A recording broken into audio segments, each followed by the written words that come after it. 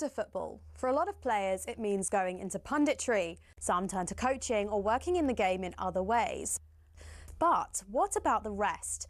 Some former footballers turn their sights away from the game, and there are a few big surprises. First up, from rainbow flicks to pancake flips. Ex-Chelsea and Southampton defender Ken Monku switched up his footballing career to buy a Dutch pancake house.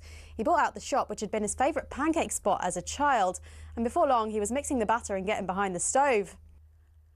Next, Everton legend Thomas Gravesen swapped out the high stakes of the Premier League for those of the poker room. He made over 150 appearances for the Toffees and won the Scottish Premier League with Celtic. Turned out the Danish international was pretty darn good at poker. He racked up a reported £100 million from his Las Vegas adventures. Remember former Chelsea goalkeeper Petr Cech?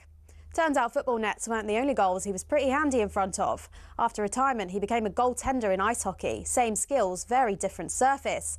And he even won a Division 2 title with Guildford Phoenix. For ex-Liverpool centre-back Daniel Agger, it wasn't just fancy footwork that was in his blood. He was also pretty good with his hands. The Denmark international turned to tattoo artistry after he hung up his boots. He'd qualified as a skin artist while at Anfield, and he then became the co-owner of his own tattoo company as well. It's not all glamour for ex-pros, though. 1966 World Cup winner Ray Wilson set up a very different kind of business. He became an undertaker after he retired. Finally, not many people can say they've won both a World Cup and starred in an Oscar-winning film. In fact, there's only one person in the entire world who can say that. Frank Leboeuf, the former Chelsea defender, was part of the 1998 France squad who won the World Cup. He ended up marking Brazil's Ronaldo in the final and helped his side to a 3-0 win. But Leboeuf had already begun acting on the side while he was playing football, and his biggest role came some years after his retirement when he landed the part of a doctor in the Stephen Hawking biopic The Theory of Everything. I embrace the career of acting, so I want to learn more. So seeing lots of movies is a part of my job. To be honest, with all the dramatic diving in the game these days, there's probably tons of ex-pros who've got the acting skills to make it in Hollywood.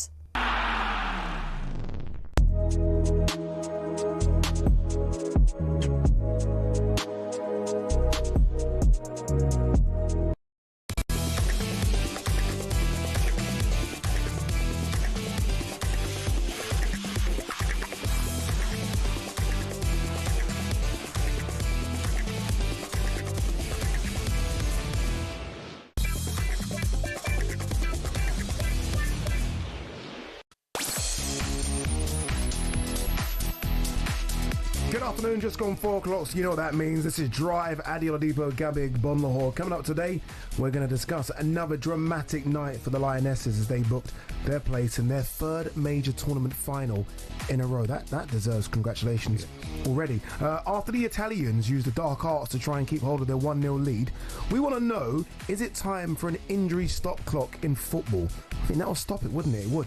British heavyweight Fabio Wardley will join us on the show. Still so much fallout from Alexander Usyk versus Daniel Dubois. Plus, we want to know what he's doing next. And we'll be asking whether your team is in the title race after Arteta claimed 9 sides could win the Premier League this season. 9. Which doesn't include Manchester United, by the way. All that plus Kevin Hatchard joins us for Drive Worldwide, and we'll be asking what next for Kai Havertz. This is Drive on talkSPORT. Maybe you can get involved. 03717 22 3344.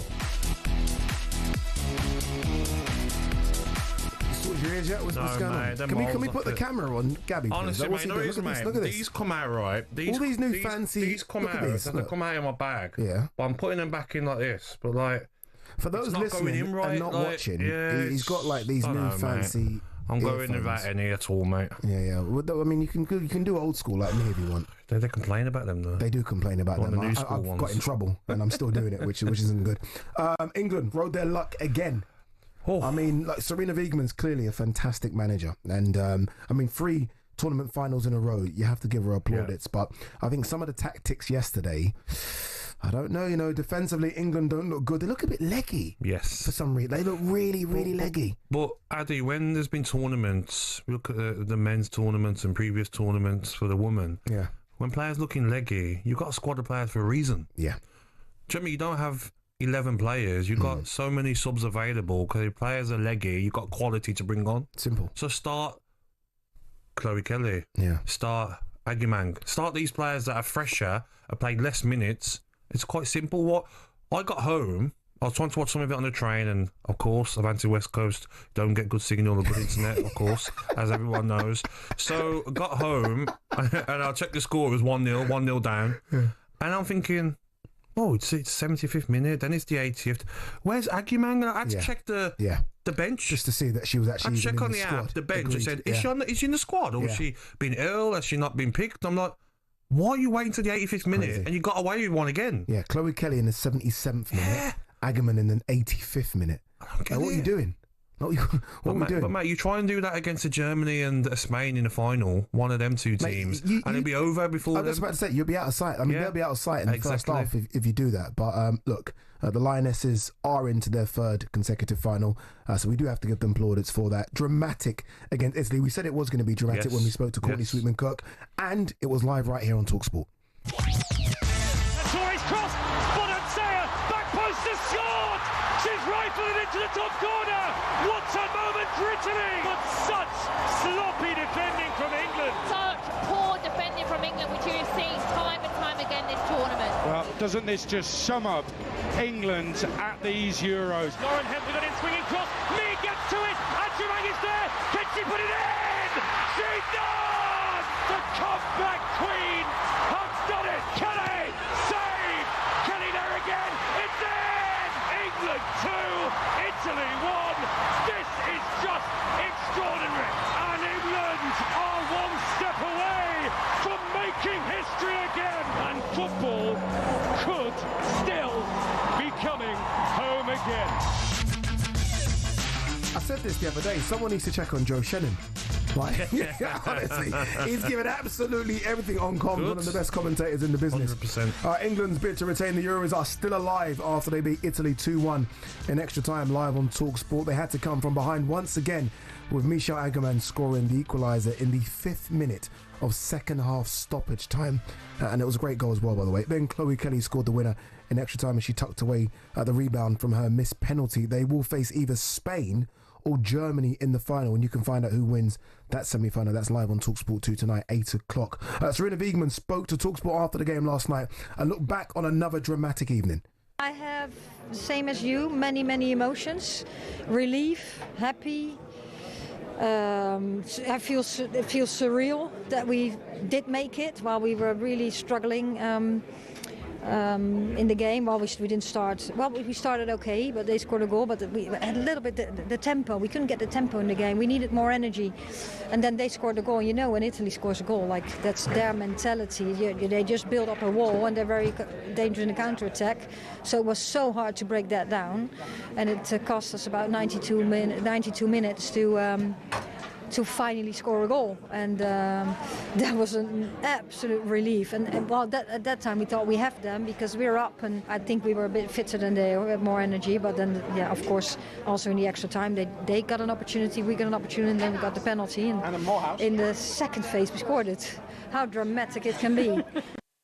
That's Sarina Wiegman there speaking to the media after the game. Look, some say it was luck, some say you create your own luck. I mean, it can't be luck to get to 3 major tournament finals in a row. She's got a great squad of players. I mean, Lauren James, who clearly was carrying something, taken off at half-time. Beth Mead came on. But again, you look at the bench, Beth Mead coming on, Chloe Kelly coming on, Agyemang coming on. Yep. England probably have the best squad of players in this tournament, and she's using it, to be fair. Yeah, but you look at yesterday's game, and I think in Sweden, the subs are brought on a bit earlier, but yesterday, the 77th minute to bring on Chloe Kelly. Sometimes the way Italy were playing as well, the time wasting will come on to. Sometimes a game can die out where you don't get the chance to even create anything. You know, you can be clever, you can bring 5 at the back, make it harder for and the they opposition. did that. Exactly. They did that. And they've done it very well. But if you try and have them same tactics against a Spain, for instance, if they win tonight, the game could already be out of sight. You know what I mean? You'd have to bring Agyemang on maybe at half-time. You know, I've been listening to a few people, and these are all people that clearly know the game way better than I do. Leanne Sanderson, I think Adrian Durham, Courtney Sweetman-Kirk as well. And there doesn't seem to be a conversation about starting Agyemang. It seems to be a conversation about starting Chloe Kelly. And I'm watching Agyemang yesterday, even if it's for 5 minutes right before the end of full time, and she's everywhere. I mean, not just the goal, by the way, which was, the composure for the goal was fantastic. The lob, where she chipped the goalkeeper onto the crossbar. Yeah, I mean, what does she have to do to get a starting berth? And it shouldn't matter about inexperience. No. Shouldn't matter about being 19. How many star players have little tournaments as teenagers? Yeah. And also, you got to look at it. And Germany, very strong team. Spain, so technical. You might need to maybe tweak your formation. Do you say, you know what? Maybe we go with a diamond and 2 strikers. Do you know what I mean? Switch it up a bit. Yeah. Try something different to fit in two players like that. Because that finish, let's not get it twisted. That was composure. Yeah. Striking the ball so clean as well. That was an easy finish under the pressure. It isn't just, I mean, I think we tagged her the agent of chaos a couple of days ago. It's more than that. Of course it is. It isn't just a case of she's a bully and she's strong and she can run down the channels. She's actually very smart. Again, I mean, you go and watch, on her debut for England, she scored a goal against Belgium. If you can pull that up, It's fantastic. Yes. So she's got a lot about her as well. Took it down the chest, didn't she? Took it down the chest and volleyed it into the top corner. But when I watched her as well, what she was doing clever was when we needed to try and waste a bit of time ourselves, like Italy were doing. She was clever. She was putting her body in front of the ball. She was getting them frustrated, the Italians. Even the Italian coach, he went to walk down the tunnel, didn't he? Yeah. He went to walk down the tunnel. I was like, where are you going, mate?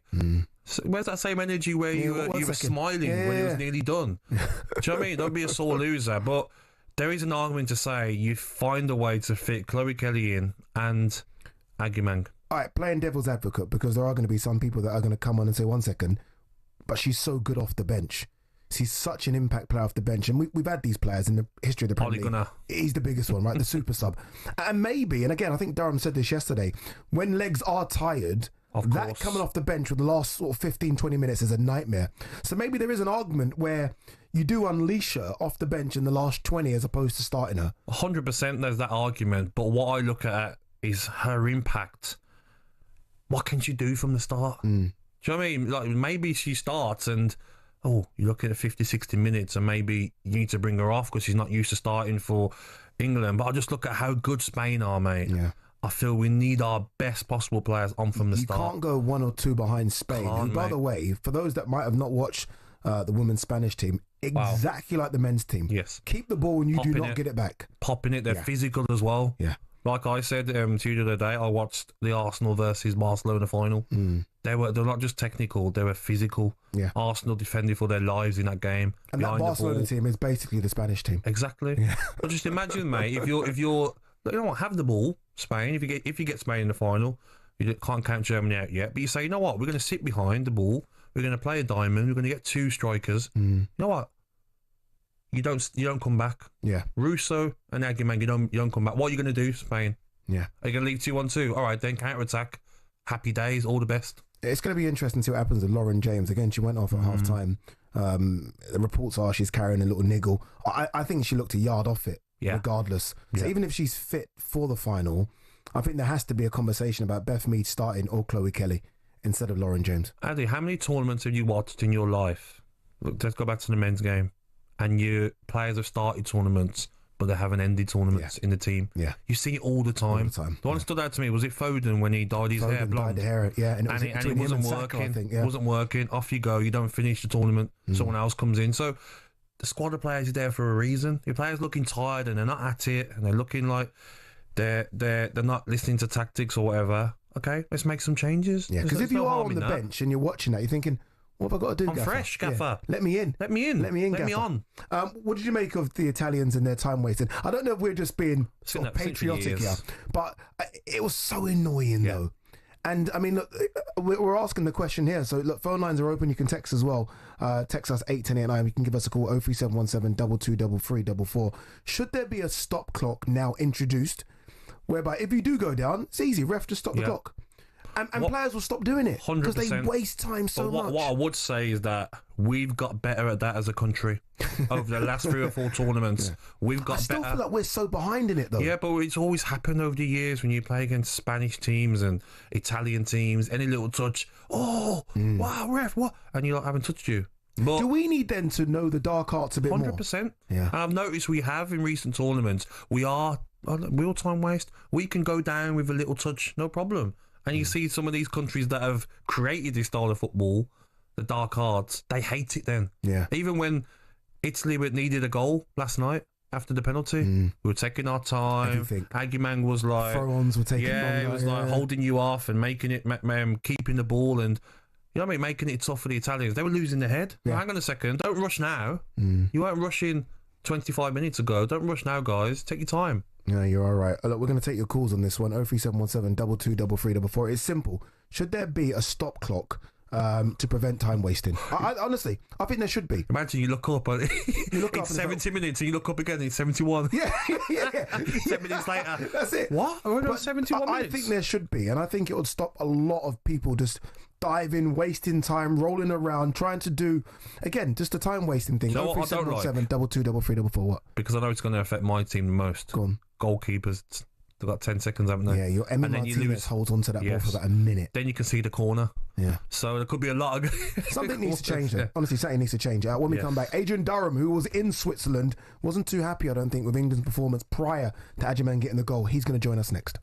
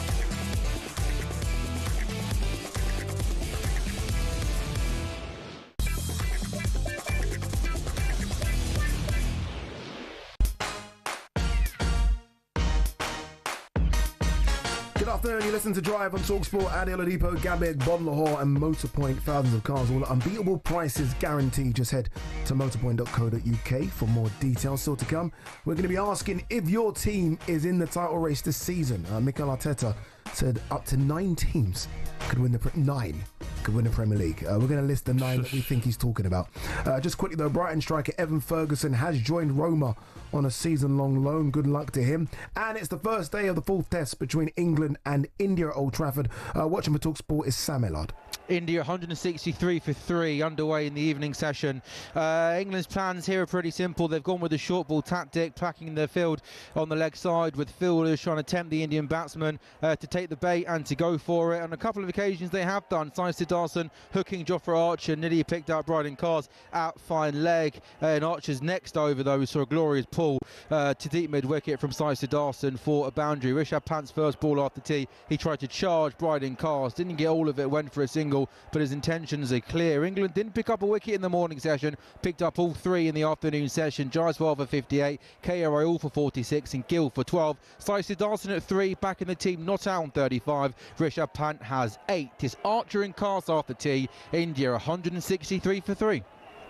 You know, you say I know a lot about boxing. Yes. I'm convinced that Sam Ellard knows more about cricket than I do boxing. He's good, isn't he? He's incredible. Yeah, What did he just say there? That was all fantastic, wasn't it? He's very, very good. Oh my. Yes. All right, it's time to get the latest from Switzerland now with our friends at McDonald's. UEFA Women's Euro 2025 update on talkSPORT with McDonald's. The new Big Arch has landed at McDonald's with its very own signature sauce. Available from 11 a.m. at participating restaurants. All right, let's look back on the Lionesses' dramatic win now as we're joined live from Switzerland by talkSPORT's lead football host, Adrian Durham, the man that we call the GOAT here at talkSPORT. Adrian, before we get started, how's Joe Shannon? That's what we want to know. Everyone just wants to know if Joe Shannon is okay. Ade, Gabby, good afternoon. Good afternoon, Joe is fine. I can confirm. Condition check on the patient. Joe Shannon is fine. In fact, he drove us all the way from Geneva back to Zurich today. So I haven't seen him since, so I presume he's having a lie down in a dark room. We didn't expect this to... Well, actually, maybe some did, as dramatic as Sweden. It wasn't as dramatic, but England were a couple of seconds away from going out. I mean, is it luck? Do we create our own luck? Should we give Serena Wiegmann all the credit here? We don't know what we're doing. I really don't feel we can give her all the credit. We've got to give her some credit. She will turn around and say, I've made those substitutions. Those substitutes have had an impact and we've got through. So she will claim that, stick her hand up and claim that. However, she made one enforced substitution after half-time. That was because of injury to Lauren James. And then 1-0 down and not really getting anywhere. We'd had one shot on target in the second half until the 77th minute when she brought on Chloe Kelly and decided to make changes.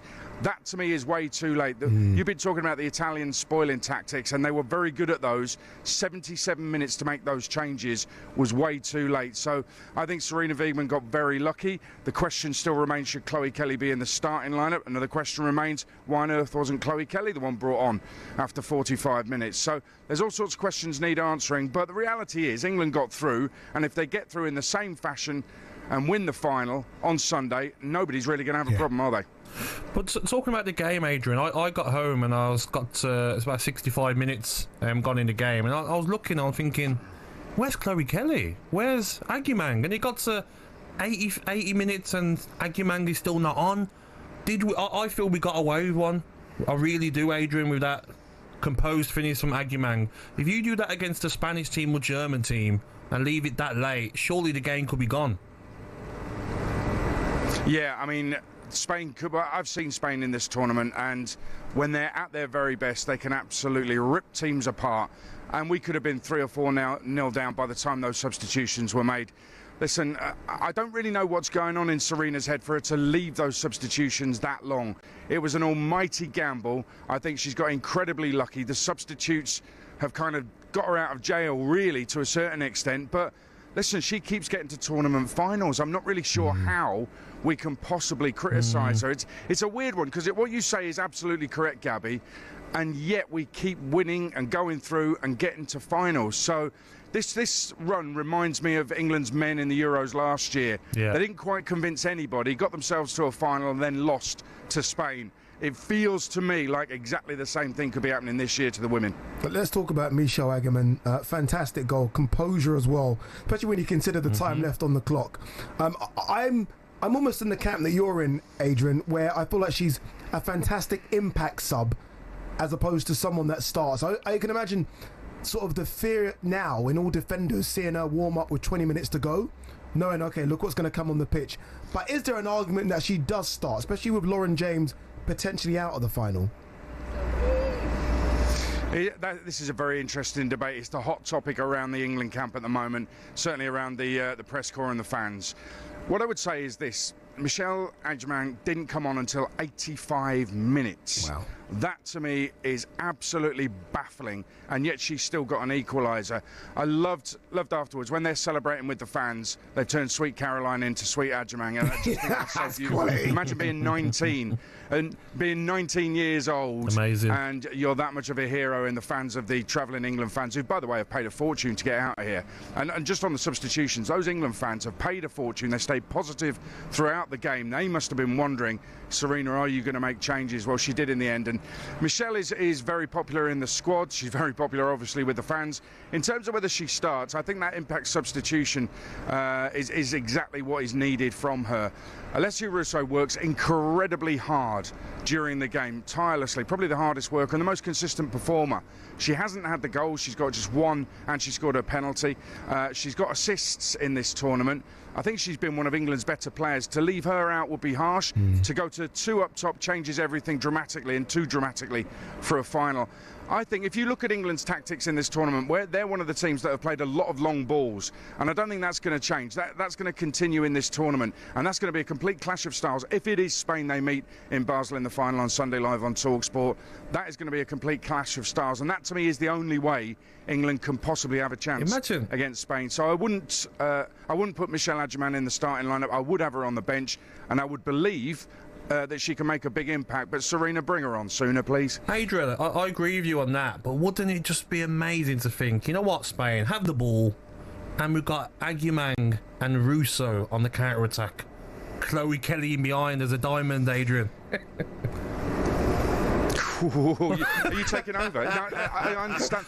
There's a lot of different permutations. Yeah. This is the joy of the England women's squad at the moment. That they've got a lot of depth in the squad. They've got a lot of quality on the bench. There's some European champions that are regular substitutes, including Chloe Kelly, who got that winner at Wembley 3 years ago. So, by rights, England should be playing better, and they should be more dominant in games. Certainly, player for player against Italy, you would expect England to be more dominant. They got out of jail right at the end. I wouldn't be against Chloe Kelly coming in the starting lineup, wouldn't be against Michelle Ackerman coming into the starting lineup. I just know that Serena probably isn't going to change shape. She did make a bold move because she left out Jess Carter, brought in Esme Morgan, who I thought was one of England's better players on the night last night, Esme Morgan, so she's probably earned her start in the final. So she can make bold moves. I think she just needs to be a little bit bolder, certainly when it comes to subs. Yes. Aid, appreciate it, my man. Thank you very much. Top man, Adrian.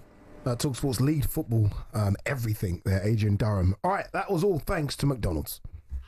UEFA Women's Euro 2025 update on talkSPORT with McDonald's. The new Big Arch has landed at McDonald's with its very own signature sauce. Available from 11 a.m. at participating restaurants. We are taking your calls as well after the break. 03717 223344. Would you like to see an injury stop clock introduced? The phone lines are lighting up already. Let's do it. Yeah, still to come. We're asking, is your team in the title race this season? But you heard the tune. It's time for no Googling. We've been discussing last night's late drama. Who scored the latest winning goal in Premier League history? Great question. Great question. Who scored the latest winning goal in Premier League history? That's Answer when we come one. back. Yep.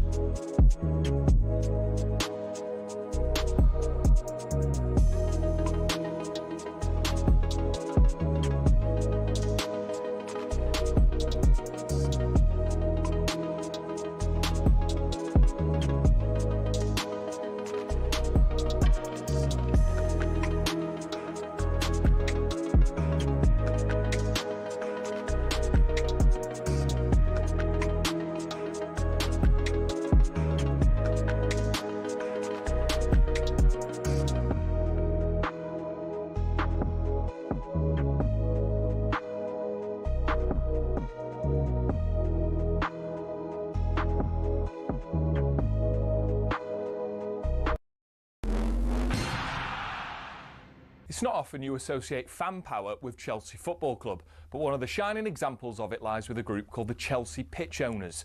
And they've proved to be the thorn in the side of owners past and present who've been dead set on moving stadiums to a larger, more lucrative piece of land.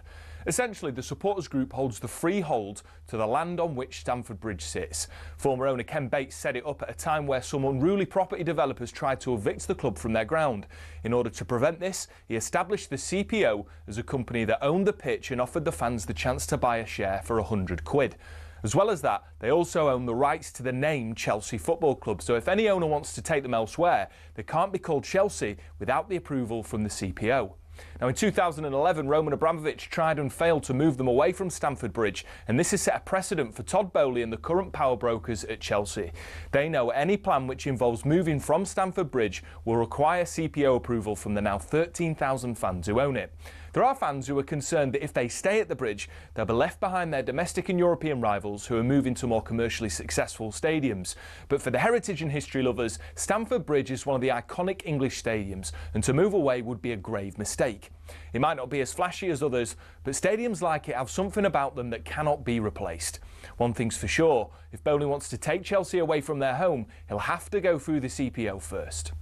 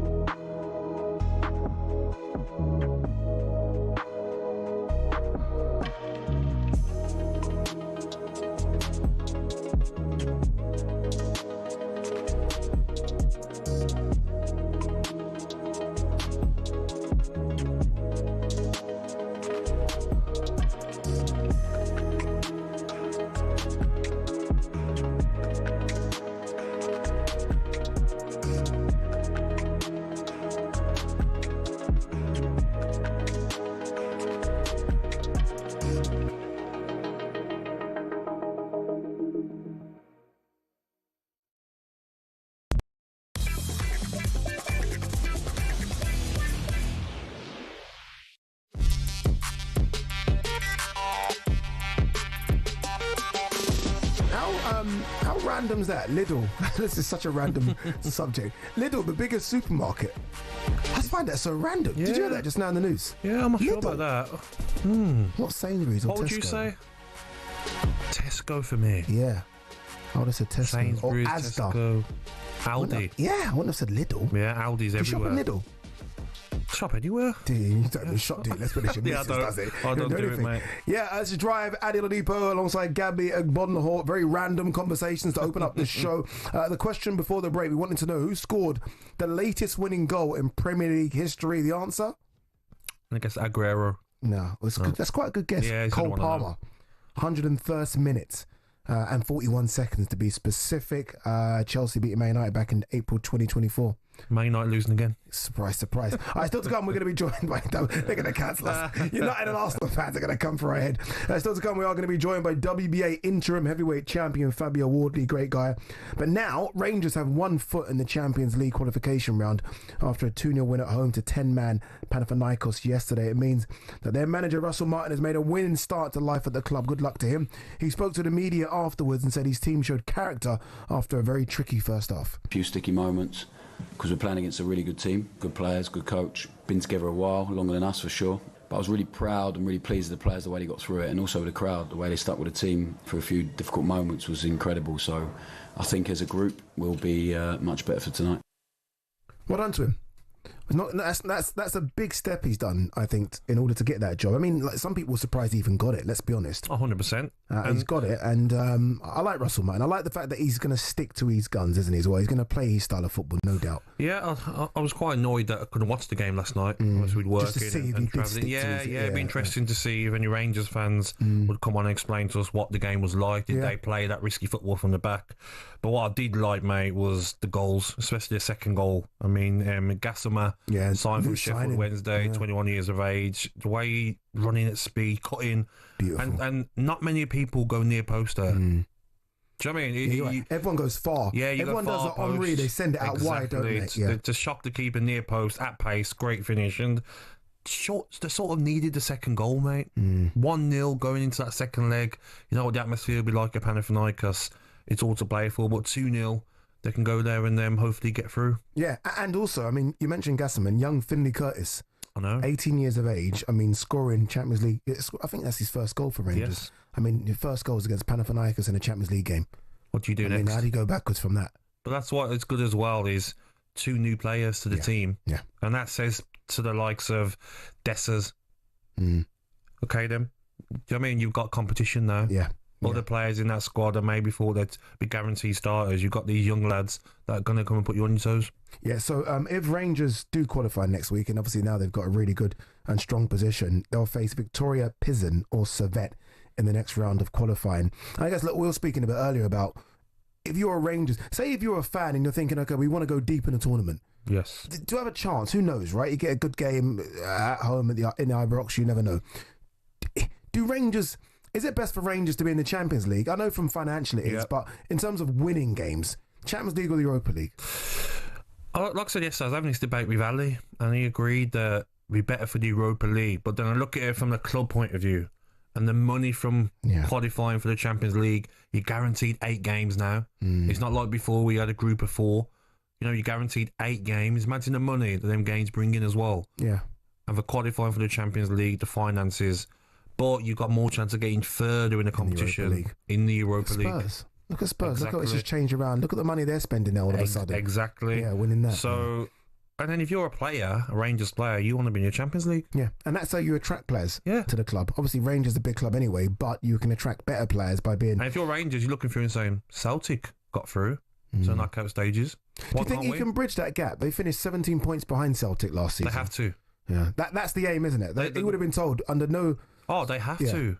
Mate, the record that Rangers had at Ibrox. Ibrox used to be like, when I was growing up, Fortress. Okay, they're going to win every game, and then it's whoever wins between Rangers and Celtic. That's what it was, 2 or 3 wasn't it? games, Yeah, that's what it who was. wins the league. And their record at Ibrox last season was terrible. I'm sure Barry Ferguson went like 4, 5, 6 games without winning at home. It's incredible. So they've got to definitely sort that out. It should be a fortress Ibrox where teams don't want to come and play. Yeah, you're right. It should almost be that Old Firm derby should be the game that wins the league. Yes. Yeah. All right, earlier we were asking you whether you'd like to see an injury stop clock introduced to football after Italy tried all the tricks in the book to run down the clock yesterday against not just Italy, everyone does it, to be honest with you. Phone lines are open, 03717 223344. Let's go to the phone lines now. Nick, Chelsea fan. Nick, what do you think should be done. I think stop clock just makes perfect sense. The referee sees them on the floor rolling around and just simply just presses pause on the watch. Yep. Yeah, I mean, I agree with you. I think it's a great idea, but I think we're quite naive because it's not just used for stopping the game. It's also for or wasting time. It's also used to interrupt a game. I remember watching Chelsea play Bournemouth a few years back, and Eddie Howe completely out Mourinho because we were so much better than them at Stamford Bridge, and they beat us 1-0 because in the second half they kept interrupting the flow of the game, and every time the game was stopped, they get all their players together, and I just stood around on the pitch, and you thought, I can see which way this is going. And I think Gareth Southgate missed a trick in, when he was coach of England and not using those tactics. I hate to say it, but other countries were ahead of us. So I think that from an England point of view, I think a stop clock's a great idea. You know the problem I've got with it, though? Go on. Them 7:45, 8 p.m. kickoffs, you're going to miss the coach back. The coach will be gone. The trains will be gone. It'll be like midnight finishes. No, you're right. No, if you are going to stop it for every single... But then I think the idea is... And look, let's give credit to our producer Joey. I think the idea is that if you do it, they'll stop it. If you're basically saying I'm going to stop the clock, they'll stop rolling around. They'll stop time wasting. What I've noticed as well, Nick, and you made a great point there. What I've always seen is that every time a player goes down, one of the captains will run to the touchline quickly and speak to the manager, go and get tactics or a drink. Yeah. Everyone's doing it. They're smart now about it. A great call, Nick. Let's go to Michael, Manchester United fan. Michael, what do you think should happen? They should have it. And they should do more than just that. If they keep doing it, the same players, they should get carded. But this is the issue. Bruno Fernandes does it a lot. Yeah, but how do you know if it's a real injury? I'm tired of it. It's asking winning performances. Oh, let's roll over. So do we play on Sky Sports and watch the game. Oh, let's soon get up. But how do you know, though, if it's a real injury, Mike? That's the problem, isn't it? If they do roll around and they go down, and the referee says, "Okay, you've gone down 5 times," because it could be injured. But I've seen. I'm not using Bruno Fernandes because you're a Manchester United fan. Loads of other players do it. He flies on the floor and holds his face sometimes, and you look at the replay straight away, and it's touched his foot, and you're like, "What's going on here?" VR should get involved. VR should get involved and go, "Oh, he's doing this so many times. He hasn't been touched." Yeah. I mean, look at the penalties they're doing next season. Oh, Kelly's goal wouldn't have counted if up. You know what I mean, with the new rules. Yeah. It's getting ridiculous now. Players want so much money and they dive around like idiots. We never used to that when we used to play football. You took a tackle, you soon got up. Yeah, there was a want to stay on your feet back in the day, almost to show that you're not hurt. Like, almost to show I'm not hurt, I'm not injured, you can't hurt me. Yeah. Now the simulation has got crazy. All right, Mike, appreciate the call. Thank you very much. Let's see if we can get in one more very quickly. Billy, a Rangers fan. Billy, before we talk about the stopping the clock, you would have watched the game yesterday. How did they play? I'm a season ticket holder. I was at the game last night, and they were absolutely dire. How they get away with a 2-0 win was just unbelievable. Kieran Dowell should never pull another Rangers strip on. That bad? Absolutely shocking. I mean, the young boy got the man of the match. I mean, fantastic goal. JD Asama, superb. I mean, he's not fit yet, and yet he still come on. Absolutely brilliant. But the hero of the night was Jack Butland. What was the style of play like, mate? Was the play that we saw at Southampton? Was it risky football from the back? At times, yeah. At times it was not. I mean, they nearly get caught out once, but I mean, it's possession-based football. Yeah. But last night it didn't look as if it had an end product. He does need time, though, doesn't he? Don't you think? He does, but that's his style of football, though, isn't it? That's never going to change. Yeah. He needs time, but in all honesty, I think he needs a couple of more players as well. Yes. We were asking whether or not, Billy, you'd prefer a go in the Champions League, which we know is always difficult, right? You're playing some of the top teams, or a run in the Europa League. What would you prefer? Well, we've in the last few years, I mean, we've done pretty well in the Europa League. Yes. I mean, we got to the final, and in all honesty, I probably think that's probably our limit. I mean, the Europa League. I think the Champions League, it will be hard. Yeah. Well, I guess the job he's got to do, and we're speaking about it now, he's got to close that point gap, hasn't he? Yes. I mean, 17 points behind Celtic's just unbelievable. It just doesn't make sense for me. I mean, surely he does that. I think he'll close the gap, absolutely. I mean, Celtic won the league for the past few years, but in all honesty, I think Rangers will close the gap this year. It'll not be anywhere near double figures in points anyway. That's a certainty. Billy Top Man. Oh, sorry, go on. What was you going to say? If we get another couple of signings, I think that'll make all the difference, because last night he played Max Aarons at left back, and a few times he get caught out. He's a right-sided player. Yeah. So a couple of times he moved into cover for James Tavernier, on the right, and he looked quality on the right. But I can't understand why he's putting, square pegs into round holes.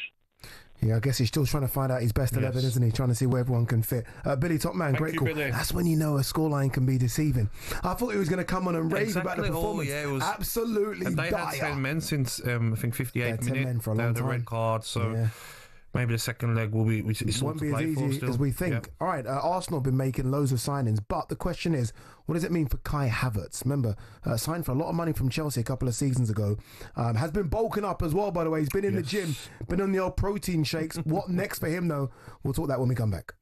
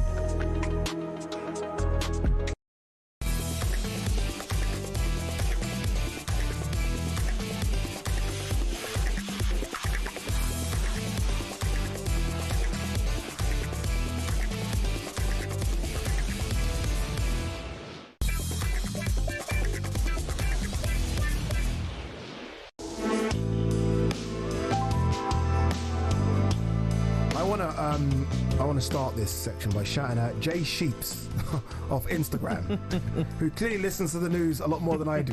He said, Ade, they said the 5th biggest supermarket closing in on Morrison's for 4th, not number 1.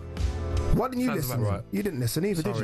Sorry, mate. Sorry. One of us has got to listen. Sounds about right, though. Yeah, it's got to be Tesco or Asda. Yeah. So wouldn't you have Sainsbury's? Sainsbury's, yeah. Can we find out who the top 5 biggest supermarkets are, please? Definitely. All right, listen to Drive on talkSPORT. Ade Oladipo Gabby Agbonlahor on Motorpoint. New car with same-day drive away available on all cars. Book a test drive today. Still to come, we are going to be joined by a man I like very much, WBA interim heavyweight champion Fabio Wardley. Just quickly though, Liverpool, interesting news is, are interested in Real Madrid winger Rodrigo. if they sell Luis Diaz to Bayern Munich in the summer. No, I'm keeping Diaz. Keep Diaz all Yeah. day long.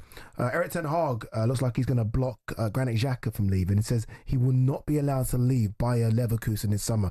Remember, he was a target for Sunderland. And in darts, Stephen Bunting is through to the World Match Play quarterfinals after a 12-10 win over Gary Anderson. That must have been a cracking game. Now, though, it's the first day of the fourth test between England and India at Old Trafford. Watching the talkSPORT is the best Sam Ellard.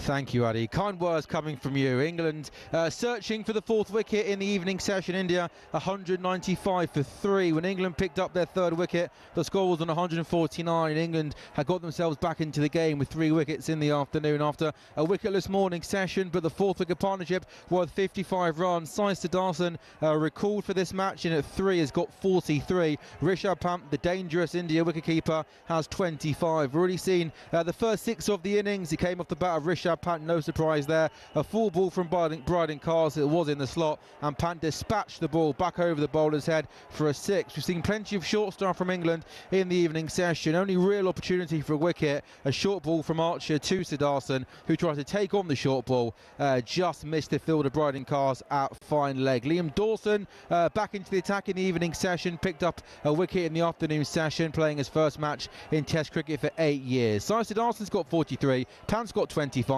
England looking to break this partnership with India 195 for 3. He's just showing off now, isn't he? He's just showing off now, isn't he? Right, Arsenal's pre-season tour began with a 1-0 victory over AC Milan in Singapore earlier today. Bukayo Saka scored the only goal of the game, and in true pre-season style, Mikel Arteta's side went on to lose a post-match penalty shootout 6-5 despite winning the game. Crazy. Kai Havertz started the game up front as the club await confirmation of Victor Gyökeres signing, whilst 15-year-old Max Dowman also made an appearance, 15 years old, made an appearance off the bench. Mikel Arteta spoke to the media after the game and heaped praise on the squad's young players. I'm very happy with all the kids. I think they are able to play at that level with 15 years old, in my opinion, because of the environment and the culture that is within the team. And when somebody makes you feel so comfortable, so confident, straight away you can go and do it. At least it gives you the best chance. Then you have to have the qualities that these kids have to actually deliver against an opposition like this. Can't wait. Here we go. Another season's closing in. I can't wait, mate. Honestly, dude. So Victor Gyökeres is pretty much done. Yes. So let's talk about Kai Havertz, who almost seems to be, and I mean this in the kind of a positionless player. Like, I don't know what position Kai Havertz is. He's done the 8, he's done the 10, he's done the 9. I don't even know which one he excels at. So if I were to ask you the question, you've watched him play, what do you think his best position is, Kai Havertz? Oh, I don't know, mate. That's an issue, isn't it, in itself, isn't it? The style of player he is, he can score a goal, he's decent in the air, he's got a great finish on him, he can make them late runs into the box. But I look at Arsenal's formation, and if you say 1 sitter, 2 8s, is he an 8? I don't think so. Not really. Arsenal don't pay for 10. Is he a striker? No, he's not. He's not clinical enough. He's not clever enough in the box to go and get them tap-ins that a Gyökeres will get. Is he a left winger? Is he a right winger? No, he's not. No. It's the same problem with Chelsea as well and previous, but he will score you a goal. He will come on and sometimes be in the right place at the right time, but he's not going to get you the goals that you need to be your main striker or your main number 10. Since he's joined Arsenal, there's 14 goals in his first season, 15 last season. Yeah. It's not a bad return.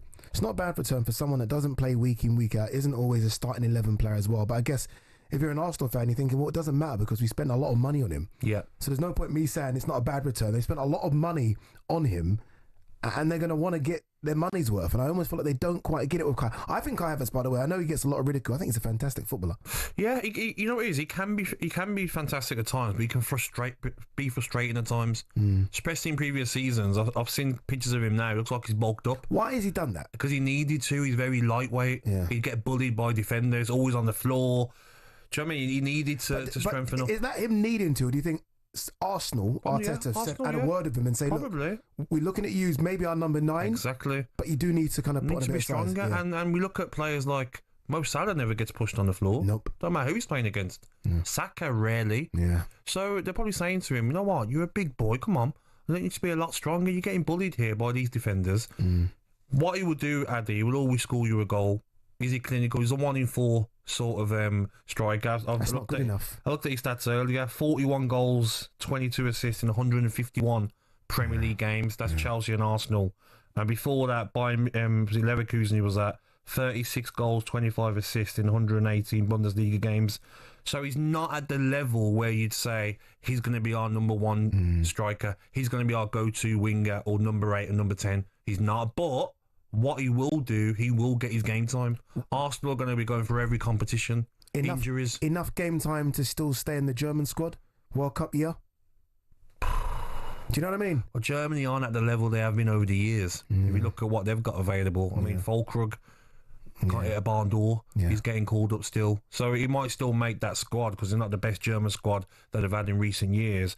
But I just think if you look at positions he can cover in, you know, if Odegaard's not at it, him and Wanyeri can fight for that number 8 position. If Declan Rice got an injury, Moreno's there to fill in for that position. Saka, Madueke, Martinelli, Trossard on the other side. So it's going to be hard for him to get games. Gabriel Jesus, what's going to happen with him? He'll be fighting with him for a position. So it's up to him. Does Havertz, at 26 years of age, want to be a player who's not guaranteed to start for Arsenal, or does he want to go somewhere else? That's the and question, be the number 1 player. That's the question. Does he force an Oscar move this summer? Because when you just read out those players there, and you're right, on the right-hand side it is Saka, it's Nwaneri. On the left-hand side is now Madueke, Trossard, Martinelli. Exactly. Through the middle is Gyökeres and Gabriel Jesus. Yes. He doesn't start in front of any of those lot. And you know, as well, Ade, players have pride. I want to play football. I want to start. I don't want to go through the week and I'm playing the Carabao Cup game in September and I'm not getting on in the Premier League game. Wait till rotation after 10 games and I might get a start in the Premier League. I might start in the Champions League games. After a bit, you become a bit like, hang on a second, that's fine for big money. German international. Yeah, won the Champions League with Chelsea. I'll be surprised if he sticks around. I think the only issue is that Arsenal are going to try and recoup a lot of money that they spent on him. Yep. I don't know who's buying Havertz for more than 50 million. But if you're Arteta, you're buzzing to have him as a squad player. Yeah. You know how hard it is. How many times have we heard it before? Can you get someone in to cover Harry Kane at Spurs? Remember, you used to have that argument. Now, if you're the gaffer, you're like, Havertz and Jesus as backup. Gyökeres. All of a sudden, the bench has Madueke, Havertz, Gabriel Jesus, Wanyeri. It's a great bench. Calafiori. You've got Marino. You've got Ben White, Kivior, Kepa. It's a good bench. Do you know what I mean? It's starting to build now a squad. Arsenal of like, all right then, let's go for everything. Okay, let's go for everything's interesting. That's a good segue because Arsenal manager Mikel Arteta has spoken about winning the Premier League, and he said there are 9 teams that could win it. 9. We are going to hear from the Arsenal manager, and we're going to try and list down the 9 he's talking about. Stick with us.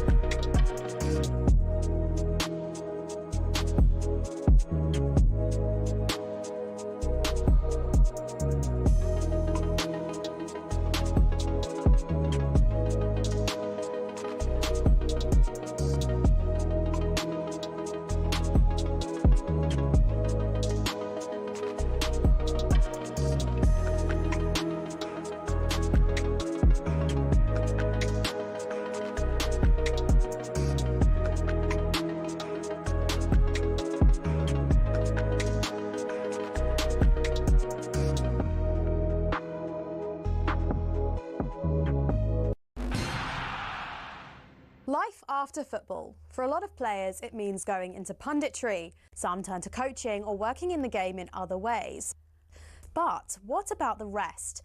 Some former footballers turn their sights away from the game, and there are a few big surprises. First up, from rainbow flicks to pancake flips. Ex-Chelsea and Southampton defender Ken Monku switched up his footballing career to buy a Dutch pancake house. He bought out the shop, which had been his favourite pancake spot as a child, and before long he was mixing the batter and getting behind the stove. Next, Everton legend Thomas Gravesen swapped out the high stakes of the Premier League for those of the poker room. He made over 150 appearances for the Toffees and won the Scottish Premier League with Celtic. Turned out the Danish international was pretty darn good at poker. He racked up a reported £100 million from his Las Vegas adventures. Remember former Chelsea goalkeeper Petr Cech? Turns out football nets weren't the only goals he was pretty handy in front of. After retirement, he became a goaltender in ice hockey. Same skills, very different surface. And he even won a Division 2 title with Guildford Phoenix. For ex-Liverpool centre-back Daniel Agger, it wasn't just fancy footwork that was in his blood. He was also pretty good with his hands. The Denmark international turned to tattoo artistry after he hung up his boots. He'd qualified as a skin artist while at Anfield, and he then became the co-owner of his own tattoo company as well. It's not all glamour for ex-pros, though. 1966 World Cup winner Ray Wilson set up a very different kind of business. He became an undertaker after he retired. Finally, not many people can say they've won both a World Cup and starred in an Oscar-winning film. In fact, there's only one person in the entire world who can say that. Frank Leboeuf, the former Chelsea defender, was part of the 1998 France squad who won the World Cup. He ended up marking Brazil's Ronaldo in the final and helped his side to a 3-0 win. But Leboeuf had already begun acting on the side while he was playing football, and his biggest role came some years after his retirement when he landed the part of a doctor in the Stephen Hawking biopic The Theory of Everything. I embrace the career of acting, so I want to learn more. So seeing lots of movies is a part of my job. To be honest, with all the dramatic diving in the game these days, there's probably tons of ex-pros who've got the acting skills to make it in Hollywood.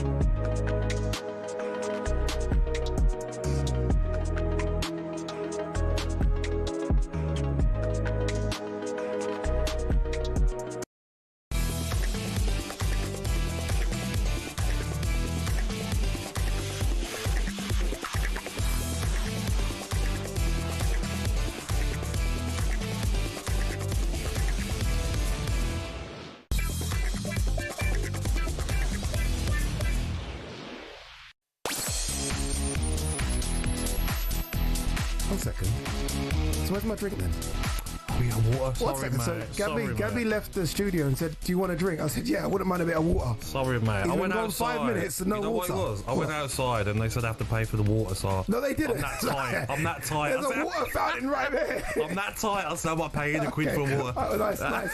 Hey, listen to Drive. Just got 5 o'clock on talkSPORT. Me, Ade Oladipo and Gabby Agbonlahor. And Lidl's hot on Morrison's heels, nearly snatching the spot as the UK's 5th biggest supermarket. Okay. Not paying attention. Okay. Fair. We can tell that both of us didn't do well at school. Yeah. Still to come, we are going to be joined by Fabio Wardley, but now is your team in the title race? Virgil van Dijk in front of an anticipating Anfield. They have waited 35 years to see this here on Merseyside. He crouches low and rises the trophy above his head. There's no guarantees in life, but I think if you put this team together that they put together, I mean, we are looking at a super team. Erdegaard's ball into the feet. Marino, Saka, 1-0 Arsenal. No more than they deserve. Because we've finished second twice, it's almost like, well, come on. Marmoush coming forward, shooting from the edge of the area. scores a wonderful goal. If you're a City fan, you've got to be so encouraged by the younger players in the squad, leading you to potentially another title next season. Chelsea celebrate, the fireworks go off, and Chelsea are club world champions. Building a culture already, a winning culture, Enzo Maresca. See, that's only 4. That's 4 there that you heard. Man City, Liverpool, Arsenal, Chelsea. Arsenal manager Arteta, though, has claimed that up to 9 clubs are in the title race this season. His club have, of course, agreed to deal with Sporting for striker Victor Gyökeres. That's someone they desperately needed. He's going to join the likes of Martin Zubimendi, Noni Madueke, Christian Norgard, and I guess reserve goalkeeper Azariga Balaga. As Arsenal's summer signings. And speaking on their pre-season tour of Singapore and Hong Kong, Arteta said this. He said, every year we have to see how things develop, but I see the right balance in terms of maturity, experience, youth, hunger, and all these ingredients are there. The thing is, there are another 6, 7, 8 clubs in the league that have the right ingredients to win, and there's only going to be one winner. All right, 8. So 8 including obviously Arsenal, 9. How many? How many realistically? Realistically, let's not listen to some of the waffle that comes out of Mikel's mouth, because he just likes to make excuses quickly. Yeah. Do you know what I mean?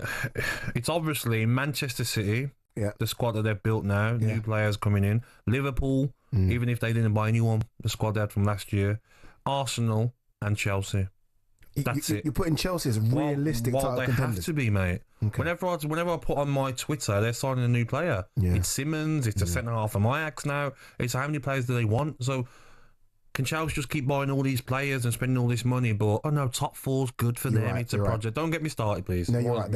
Pressure has to be put on them and Enzo now to actually be in the title race. Okay, so what's Arteta doing here then? Is it an already built-in excuse that this isn't just a challenge of Liverpool and City, but there's a challenge now of so many other teams that we're all going to take points off each other? But I think he's talking absolute nonsense, because for one, you have to look at, have Aston Villa brought a player? No. Have Newcastle Elanga? That's it. Yeah. Trying to hold on for their lives for Isak to stay.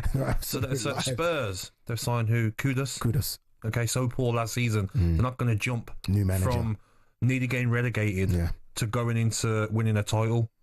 Okay, who else? So who's he talking about then? Let's do this. Let's just play a bit of a game here. If we do the 8 plus Arsenal. Okay. So let's Arsenal, Liverpool, City, Chelsea, Newcastle, Villa. He must talking about Newcastle Villa. 2 big clubs. Villa. That's 6. Spurs. He must be. He can't be talking about Spurs. He must be. Who else? Spurs finished 5th? What is Spurs? 15th or 16th last season? I don't know who he can be talking about. Because Brighton have lost players. Brighton seems to be letting everyone go. Could he be talking about United? I know we're having a laugh sometimes. What United? Could he be Leeds? You can't just say United. What United? Manchester United. Don't make me laugh. Is he not talking about United? No way. Okay. They're still a shambles. Even though they've signed Cunha and Mbeumo will make them a lot better. Yeah. They've got no chance. Well, maybe he is. I don't know. Maybe just because it's Manchester United, automatically you put them in there. There you go then. That's it, isn't it? Yeah, 1, 2, 3, 4, 5, 6. Yeah, that's it. There you lot. But he's not serious, and everyone knows Mikel Arteta. He's starting with the excuses already. And you know what else he'll do, Mikel? There'll be excuses from Man City maybe, and Chelsea come January, the Club World Cup, and that affected us. Then you'll probably not have that in his press conferences. No. That was their decision to join that competition. Mikel, I've looked at it here now, 22 top players available. Incredible players, and I'm probably missing some. No, they've got one hell of a squad.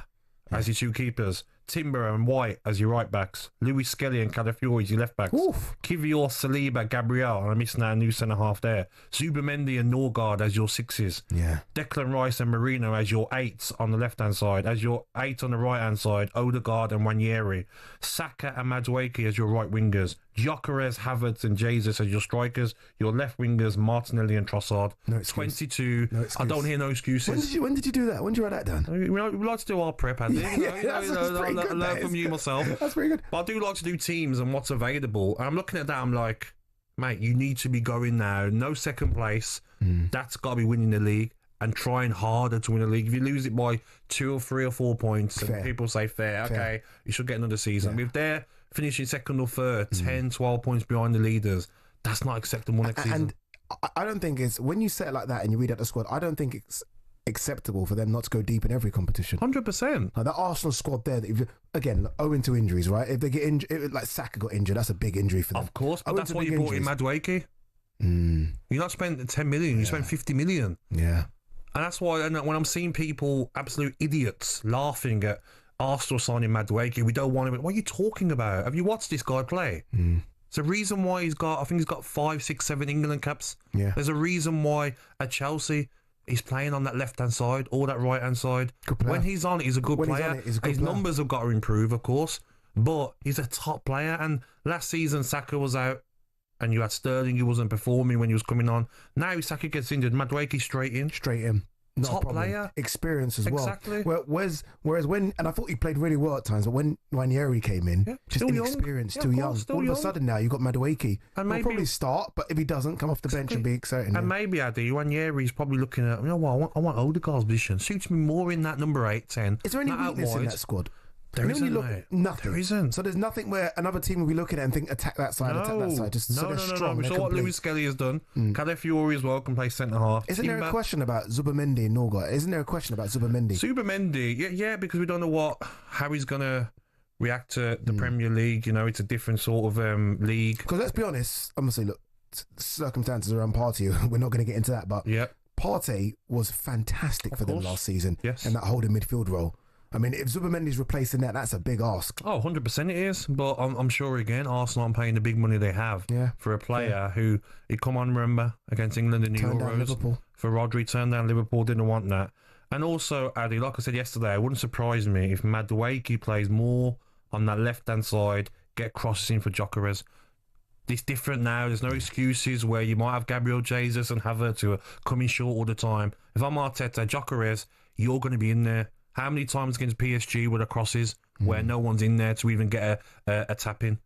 Haaland does it best. If it lands for Gyökeres, it will score. Then Arsenal,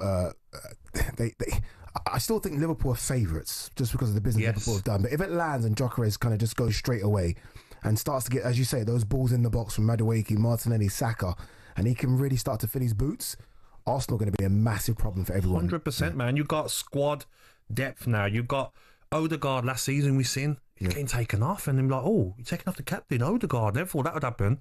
That's what I do like about Arteta, that if you're not performing, you can be my captain, you're off. So Ranieri now signed his new contract, he had talks with the manager. Yeah, if people aren't at it, you're on. And if you play well, your captain's on the bench. Simple as that. You know, I think fell off a little bit last season. And only a little bit. Saliba. Yes. I thought at times last season, all of a sudden it was Gabriel's number one. Yes. For the season before that, it was Saliba's the main man, right? He's the Van Dijk comparisons. I think he fell off a little bit last season. Totally agree. Gabriel was definitely the better centre half. When he got injured, it was like, big problem. That's the last one of the centre halves you wanted to get injured. But they've got Timber that can play there. They've got Calafiori that's going to want game time because Lewis Skelly's Lewis Skelly's number one. So I look at that Arsenal squad of players and I'm like, I'm sure Arsenal fans saying the same. Have to win a trophy. Let's go. Have to win a trophy. If you don't, no FA Cup. FA Cup would be nice, but if you don't win the Champions League or Premier League or get really, really, really close, then there's words that to be said next summer. What type of words? Like, what are we saying? I'm about to say, are you talking Arteta gone if they don't win a trophy? I've heard people calling Mikel Southgate. Do you know what I mean? Is he a nearly man? Can you get to finals? Can you get close? Can you get second? Sometimes you have to look at it and say, do we have to get someone else in to take Arsenal to go into win Premier Leagues again? Because the money they've given to spend, I'd hate to find out the actual figures. It's over 800 million, I'm sure. Yeah, it is. Oh, to build this squad. It's well over now. With the money, with the summer money spent. Yeah, you're talking 800, 900 million. He has to start producing. All right, we're taking your calls on this one. Not just about Arsenal, although Arsenal fans, feel free to get in touch. I mean, if Arsenal don't win something this season, is that it for Mikel Arteta? And when we say anything, we're not talking League Cup here. No. We're not talking FA Cup. We're talking the two big trophies, the League and the Champions League. And 9 teams in the title race. Is your side one of them? We want to hear from you. 03717 223344.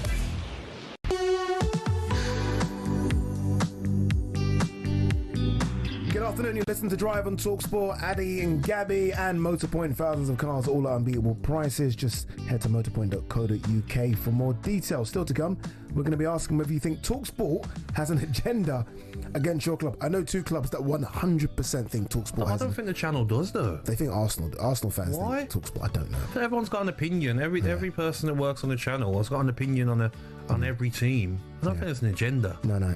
I think every club thinks that, though, isn't it? Every club. It's very odd. Just quickly, Lionesses head coach Serena Wiegman is set to receive an honorary damehood if they win the Euros final on Sunday. Well deserved. Again, this is 3 finals in a row. West Ham, this ain't great news for West Ham, this.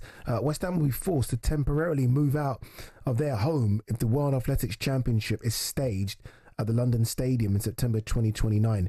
Remember, it's not their stadium, is it? They rent it, don't they, from the council? So if you've got to go, you've got to go. Where would West Ham play their games? Wembley? Have to be Wembley, wouldn't it? Wembley. Spurs and Arsenal done it, didn't they? Yeah. That'd be embarrassing, though, mate. And that's far. Yeah. That's far. East London all the way down to Wembley is far. That's the problem. And it is embarrassing. That's the problem. But a club like West Ham size, I don't know about this side of football, but should they be renting a stadium? They should own their stadium.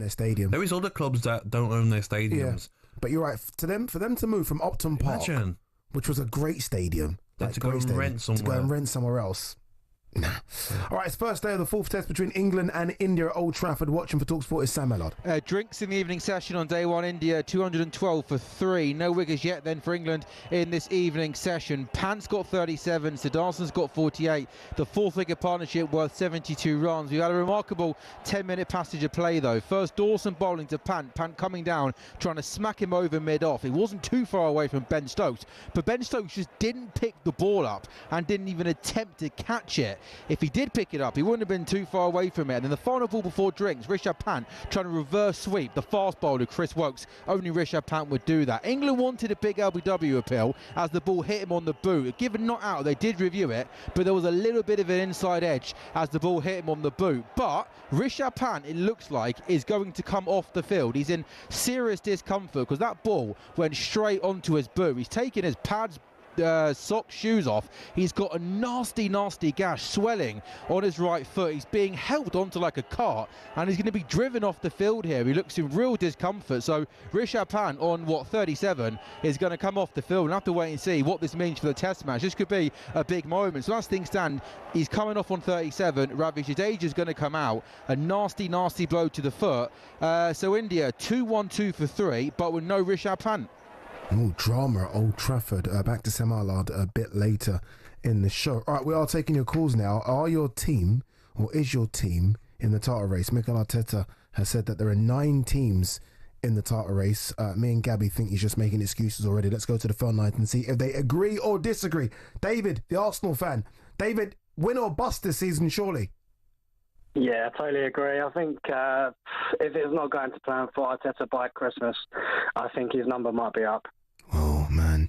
But won't you say, though, that, and this is me sort of playing devil's advocate, sticking up for Arteta a little bit, that he has improved your side so much? I know it's taken a long time, and I know there are no trophies apart from, obviously, the FA Cup in the first season to show for it. But I look at this Arsenal side now, and I look at a side that is very, very good. It is really good. You look at our run-ins, first game against United, I want Gyökeres starting up front. I don't want Havertz starting. It's really crucial that a new striker, such as Gyökeres, he starts strong, and that includes pre-season. Yeah, I think as well, like you said there, I don't think he would get the sack that early, but if next season we're talking June time, and Arsenal haven't won anything and they've got a decision to make because the money that he's been trusted with, the squad of players he's assembled, Arsenal need to be winning the big trophies. Yeah, we do. To put it in context, we've actually spent, since Arteta's been in charge, €1 billion. So he's spent a lot of money, and we've not won anything in, 5 years now, and I really do miss the FA Cup. Yeah, that was their trophy for years, wasn't it? And, I think the problem is as well, David, great call by the way, I think the issue for Arsenal is that Slot won it in his first season. Didn't buy anyone, right? Chiesa came in and that was it. And Klopp was gone and everyone's like, okay, Liverpool are going to drop down to 6th or 7th. All of a sudden Slot wins it. And I think that's what makes Arteta look bad here, because Slot's come in. If it's not City, you'd think it'll be Arsenal, but Liverpool sneak it. But you see, like, Spurs were getting the banter of Spursy and this and that. You know what? no one can banter Spurs now. Went out and won the Europa League. It's going to come to a stage if Arsenal don't start winning something big. There's going to be questions about Arsenal. Can they handle the pressure? Yeah. Do they bottle it? Do you know what I mean? It's been a long time since Arsenal won the league. You know? Exactly. A very long time. You start to then say, can these players got what it takes to win a Premier League title? Have they? All right, let's go to Ed, Arsenal fan as well. Ed, what do you make of it, Ed? Obviously, look, I mean, you brought in some good signings so far this season. Zubimendi could be key. Gyökeres, you've been crying out for a number 9. You got your number 9, so you've got what was the missing puzzle last season. Surely that's enough now to really go on and win the league. I think so. Yeah, you're right, lads. I don't even think Gyökeres was the missing puzzle. I think if we didn't have injuries last year, we would have won the league. But I think the signings we've made, I think we could do it this year, but I don't think it's do or die if we don't. Like, people seem to forget Liverpool spent 300 million quid this year. City have spent since January 250 to 300 million quid. You know, teams, not just Arsenal, spend money, and a lot of people seem to forget that. But those teams, Ed, those teams have won it. So those teams will say, yeah, we've spent money, but we've got something to show for spending the money. Yeah, but I think if you look at it, when Arteta took over, you know, we had a back 4 or back 5 of Kolasinac, Mustafi, Bellerin. He's taken over a team that were sort of a mid-table side, skipped out the Europa League because he went from 8th to Champions League. So we skipped out the Europa League stage that, you know, your Spurs, your Man United, your Chelseas are in at the moment. So that, you know, the chance to win those type of trophies wasn't there because we went straight to Champions League, straight to challenging City from 8th.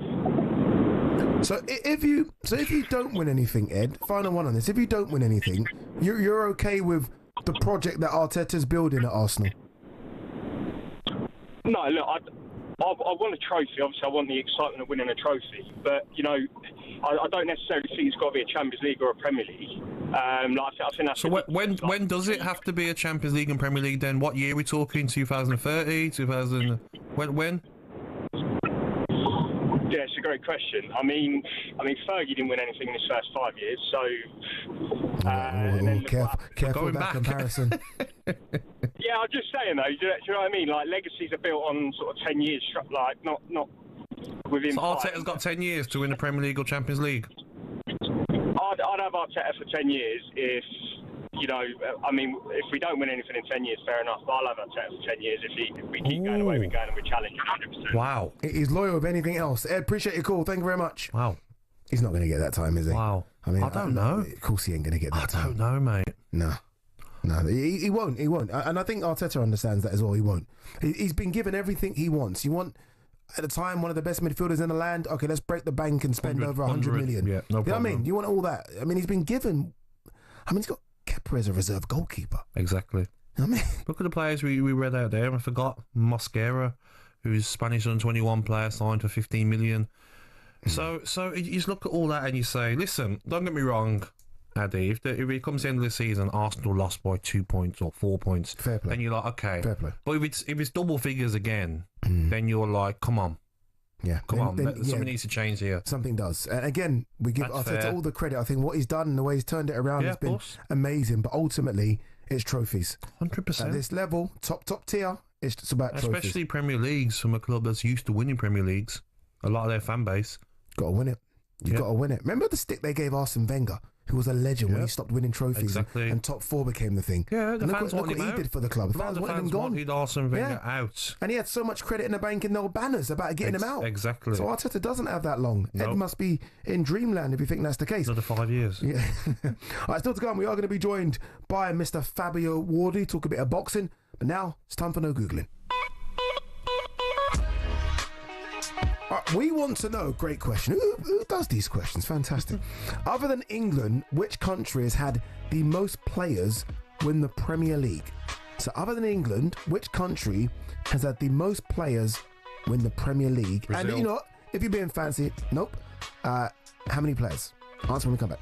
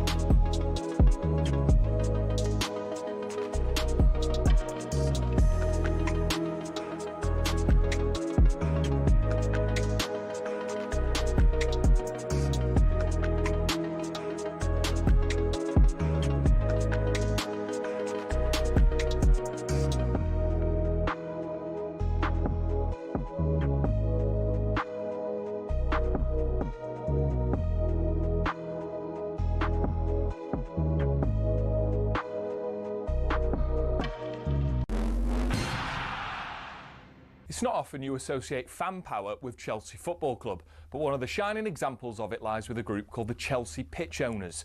And they've proved to be the thorn in the side of owners past and present who've been dead set on moving stadiums to a larger, more lucrative piece of land. Essentially, the supporters group holds the freehold to the land on which Stamford Bridge sits. Former owner Ken Bates set it up at a time where some unruly property developers tried to evict the club from their ground. In order to prevent this, he established the CPO as a company that owned the pitch and offered the fans the chance to buy a share for £100.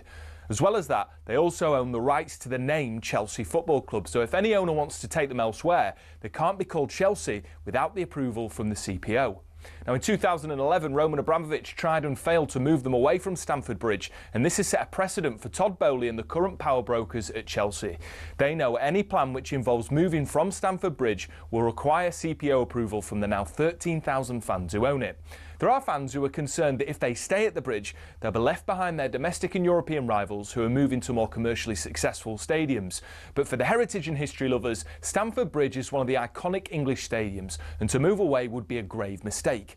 It might not be as flashy as others, but stadiums like it have something about them that cannot be replaced. One thing's for sure, if Bowley wants to take Chelsea away from their home, he'll have to go through the CPO first.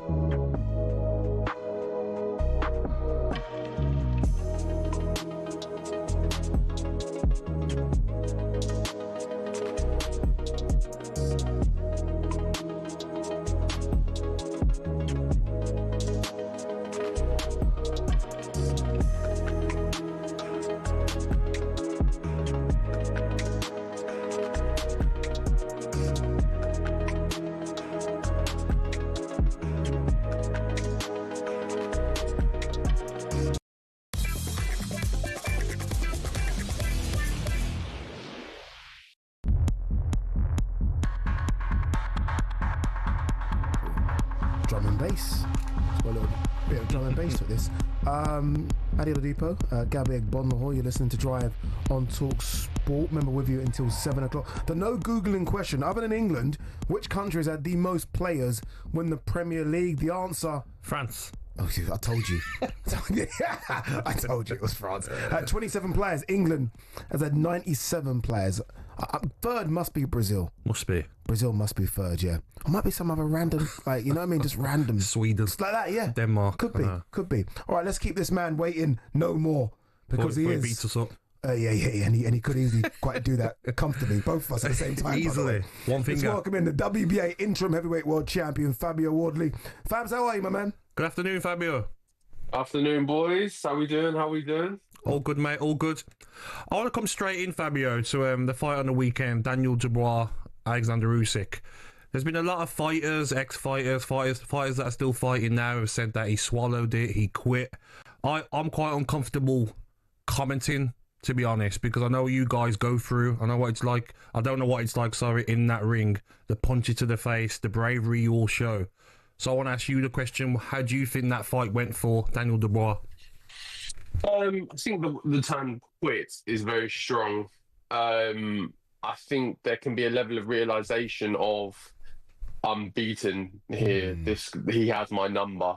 He has me figured out. The plan A is not working. Plan B and C isn't working. And don't get me wrong, some fighters choose to dig down and try and just swing for the fences and see if something comes off. And other fighters sit there and think, you know what?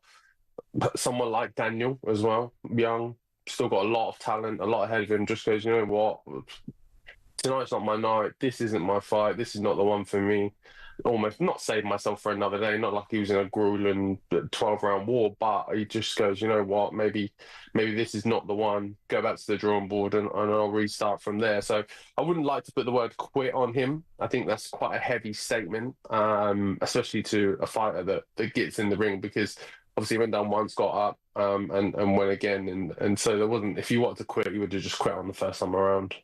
How difficult is it, Fab? Because look, I was at your fight, as you know, Portman Road, and it wasn't going well for you, and I could see how frustrated you were, and you were hitting the ropes, and you were talking to yourself, and then you found something. How difficult is it when your tactics aren't working, and they weren't working for Daniel? And look, I'm not comparing Alexander Usyk to Justice Hooney, but you had to find something, and you found it. Yeah, that's the thing. I think that there is a level of belief of I will find it. I can find the way. I will find the way, and maybe some kind of and stubbornness, especially from my part, probably of like, I'm not rolling over. I will find the way. Like, I will manage my way out of this situation. I will extend the alphabet past the letter Z until I find the right plan that works here, the right situation, the right combination, the right punch. I will exhaust all options, me personally. And it is No, don't do this to us. And stuff, and you're just going, your brain's going, this isn't working. Like, I don't know what you're on about. Like, it's not happening. It's not working. And then you have to get up and you have to G yourself up and get yourself going again. And yeah, there was middle point to that fight where I was just like, this is not working. This is not going my way. But you have to hold on to that faith and that belief of like, I've got it. It's in the tank. It's there. I just need my moment. Fabio, we know every fight is different, how they prepare for a fight, but we heard and we saw clips of a party, a gathering on the day of the fight. It was a gathering. A gathering, not a party. Sorry, Sorry, Don Charles. Gathering. A lot of people got their opinion on it, but apparently Don Charles says it was the same sort of gathering before the AJ fight where he goes and wins, so he had the energy going into the fight. I just want to know what your thoughts on that was, and what's your pre-fight on the day of the fight. Say you're fighting at 10 p.m. What do you do during the day? Do you have your mates around, or are you on your own?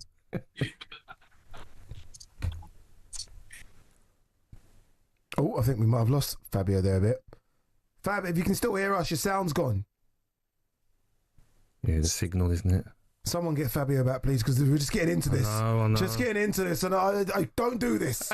I've waited for Fabio for 2 days. We were supposed to get him on Monday. Don't do this. Because Fabio talks. Do you know what I mean? But it'd be interesting what his thoughts are, though. We're getting back on. His thoughts are on it, because I just imagine that you'd want to be like in your zone. Yeah. Just close people to you, maybe 2 or 3, got your music on and your headphones, in the change room nice and early, and getting ready for your fight. Is he back? Fab, you back? Sorry, I'm back. There you go. Oh, sorry, mate. So, Fab, by the way, we didn't hear anything you said, so start again from what would you do? I was saying that my pre-fight kind of ritual, however you want to call it, is very different. Like, me and the team will go for breakfast, and then we'll just go for a nice comfortable stroll. We'll go for a 15-20 minute walk. We'll just ease into the day, and then the rest of the day is basically me spent pretty horizontal in my room, just chilling, getting my head in the zone, just my kind of team ethos or mantra is try to make things as normal as possible. Don't do anything too different. Don't come up with all these extravagant plans and ideas and things we need to do, because this is such a big, special day and it means so much. Just like, for me personally, I'm just like, make it normal. This is just another normal day. We go through the motions like we normally would. For Daniel and his team, if they did do that before and it did work, then I can understand them trying it again. But yeah, it's definitely not something I would ever entertain if ever my team was to suggest that. I barely like being around large groups of people on fight week in general, at the beginning of the fight week, whatever. I like to really try and from the start of fight week is like a slow roll of zoning in. And I think too many voices, too many names, too much distraction for me personally, really takes away from that. Yeah, and I think everyone's echoed that. I think every fighter I've spoken to have said exactly the same type of thing. Fab, how good is Alexander Usyk, Fab? And I ask you this because you're not too far away from it. That's what's in front of you, Fab. I mean, that all-time great's not too far away, Fab. Yeah, look, he's not too far away. I can see him in the distance. I can see him just there as I peek my head up over the Kings. I can see just the back of Usyk there. I can see his boots somewhere. I'm not too far behind him, but yeah. Look, I like the way I got asked this question prior to the fight and things, and I said at the moment he is undeniable. There's like I just don't. People ask me how I see the fight going and who's going to win and stuff, and I said I just think he's in this sort of realm, space, mindset. I don't know, this place that he's just undeniable. He just will find, and also he's continuing to get better. Like all of his rematches have been better than the first one, which proves that he learns.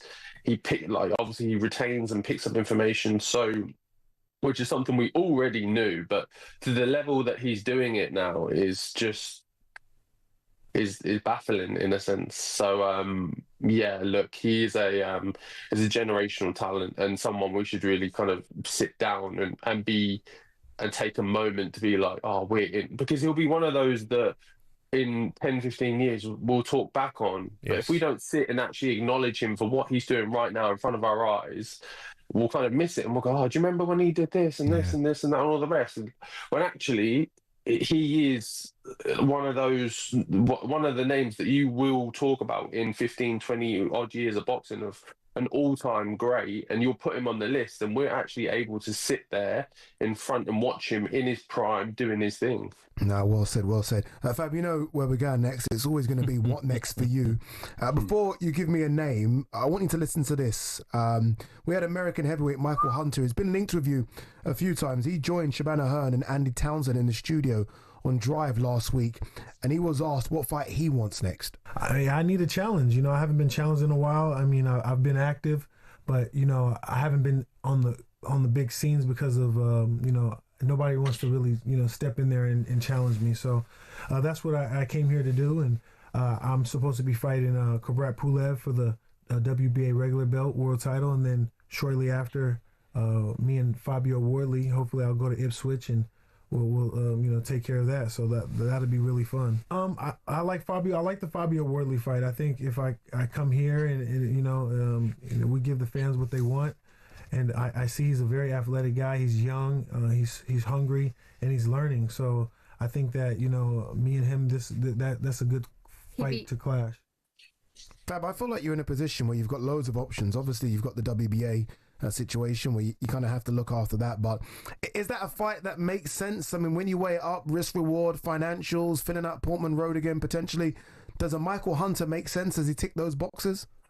Yeah, I think it does. I think at the moment, at this stage of my career where I'm on a track, I'm on a line. Obviously, I'm clearly on this WBA route to find myself in line for that world title. And like you said there, Hunter versus Pulev is a fight that needs to happen, and then after that will be me being the interim, will be me and whoever wins that. If it's him, if it's Pulev, whoever. But now my focus is to get myself a shot at a full-fledged, full-on world title.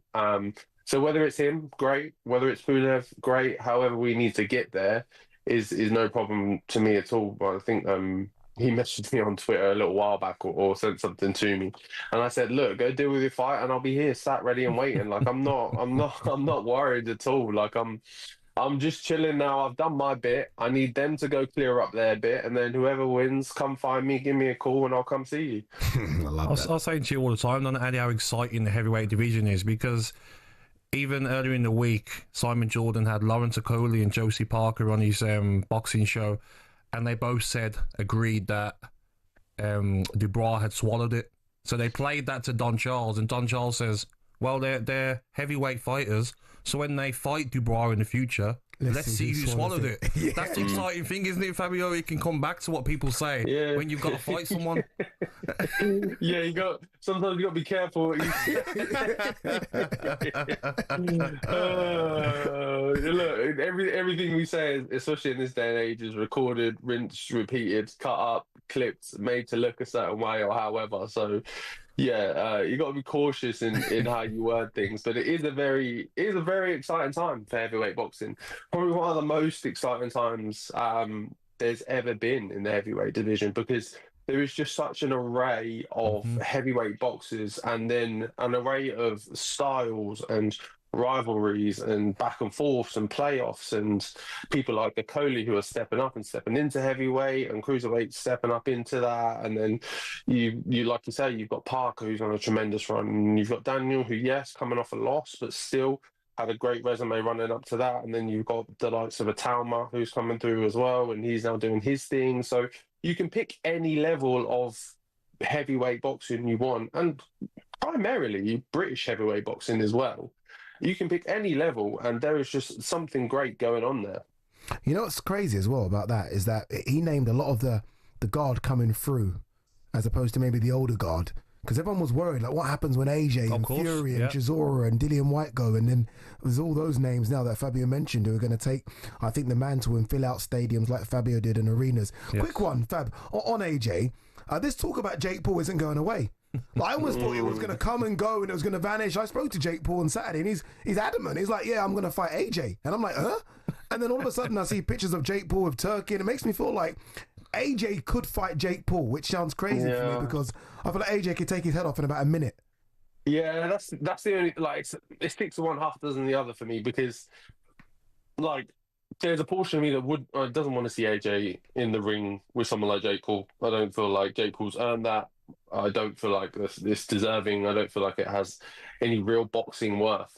But there's another side of me that does want to see Jake Paul finally step in with a full-on, fully fledged, actual, competent, all-round boxer, and watch him get sparked for it. Because he makes a lot of noise about boxing, about how he's going to do this, that, and the other. But really, who he's fought, he's very much cherry-picked and made a point of picking fighters who haven't fought for a very long time, or have had long times out of the ring, or are a lot older than him, and things like that. So I don't want to hear no clauses either, Fabio, of like, AJ, you can't hit him over 30% of your power. Yeah, no.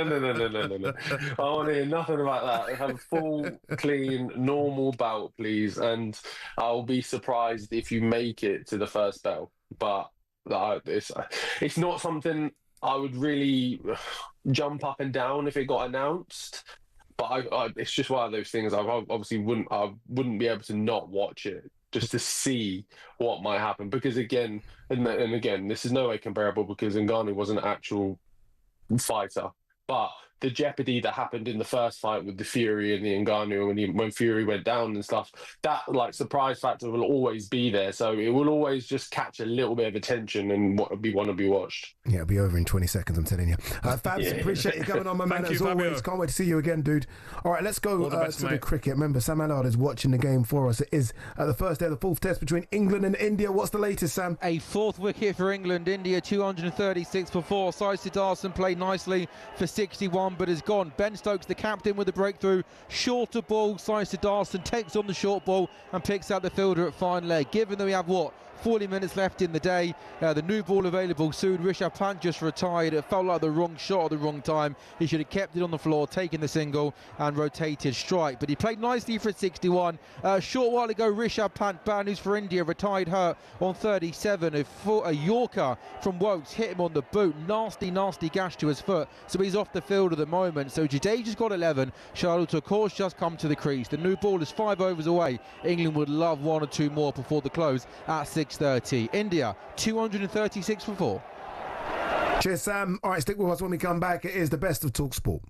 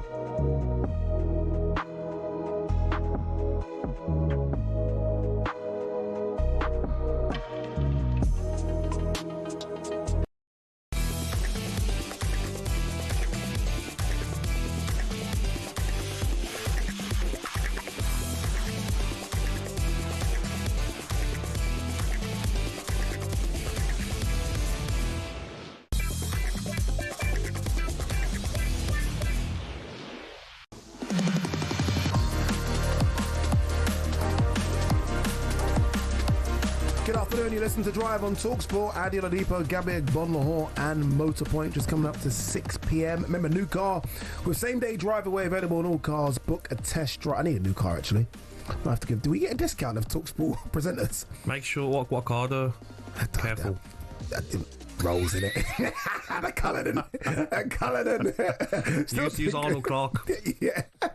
Still to come, we're going to be asking whether you think talkSPORT has an agenda against your club. So many do. So many. Honestly, it's every team, by the way. I don't think anyone has an agenda. Or a channel has an agenda.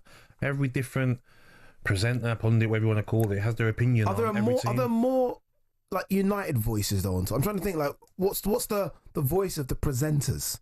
Who's the biggest sort of probably Manchester team United here? Chelsea. There's a lot of Chelsea voices. A lot of Chelsea, yes. Loads of Chelsea voices, you are correct. And Spurs voices. Always Spurs, isn't it? Loads of Spurs voices.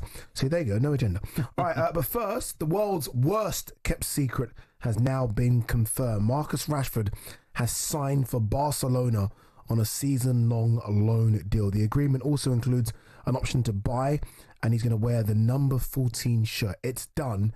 Marcus Rashford is a Barcelona player. Did he do the kick-ups? I want to see if he's done the kick-ups. That pressure.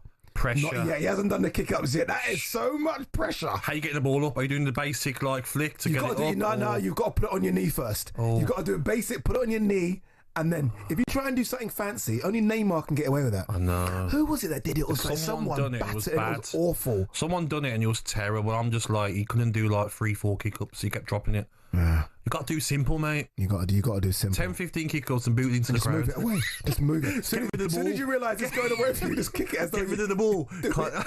Get rid.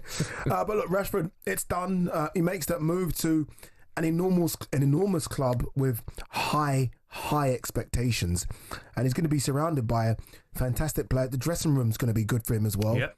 You think of who he's got up front with him, and if it is that number 9 role, and a lot of people think it could be, he's got Lewandowski to work with. Yep. I mean, you don't get better experience than that. So I wish him all the best. And I actually do believe he's going to be a success there. I think he will. I think he's going to have to work hard. Mm-hmm. He's going to have to do everything the manager wants him to do. He's got to live for Barcelona. Yeah. In that sense, he's got to immerse yourself in the culture, everything. Yeah, everything, and take the right people with you. Don't take too many people with you. Go out for meals if you can with other players. Go around to other players' houses and go for dinner on the evenings and stuff. Like, just be full in Barcelona. Because people will say, and I agree, quite lucky to get this move. Yeah. Now you've got it. Go and get yourself signed next summer for 30 million.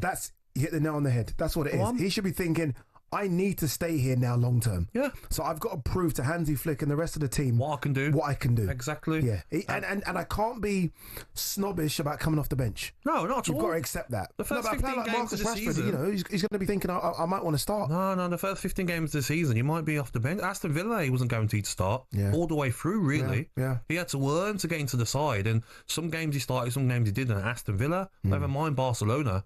So he's got to go there, he's got to work hard, he's got to listen to his teammates. Do you know what I mean? And he's got to score goals because the Spanish press will be on him. They'll be on him. If he thinks the press over here all the best. Are tough, good luck to the press over like the Spanish press, like Barcelona press. Exactly. If you don't have a good game, I'm happy for him, mate. I'm more than happy. World Cup year as well. I picture him doing very well there and being on that plane. Yeah.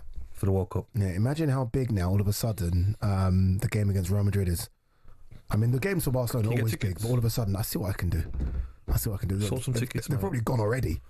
I've backed him with a car, so he owes me tickets, mate. He certainly does. Yeah, if you're Marcus Rashford's management team, I think me and Gabby would like a couple of tickets, please, if you don't mind. But it'd be interesting to think. You know, if we can, I'd love to hear from Barcelona fans on this. Yes. Because there are a lot of Barcelona fans based over here. I'd love to hear what they think about the move, right? I mean, again, United fans have your say as well. Will he get back into the England side? I think he will. Those lines are open. Pace kills.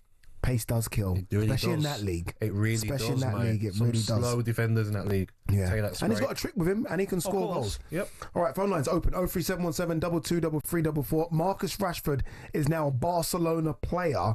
What do you make of it? Will he be a success? I think he will. But if it isn't, where does he go from here? Phone lines are open.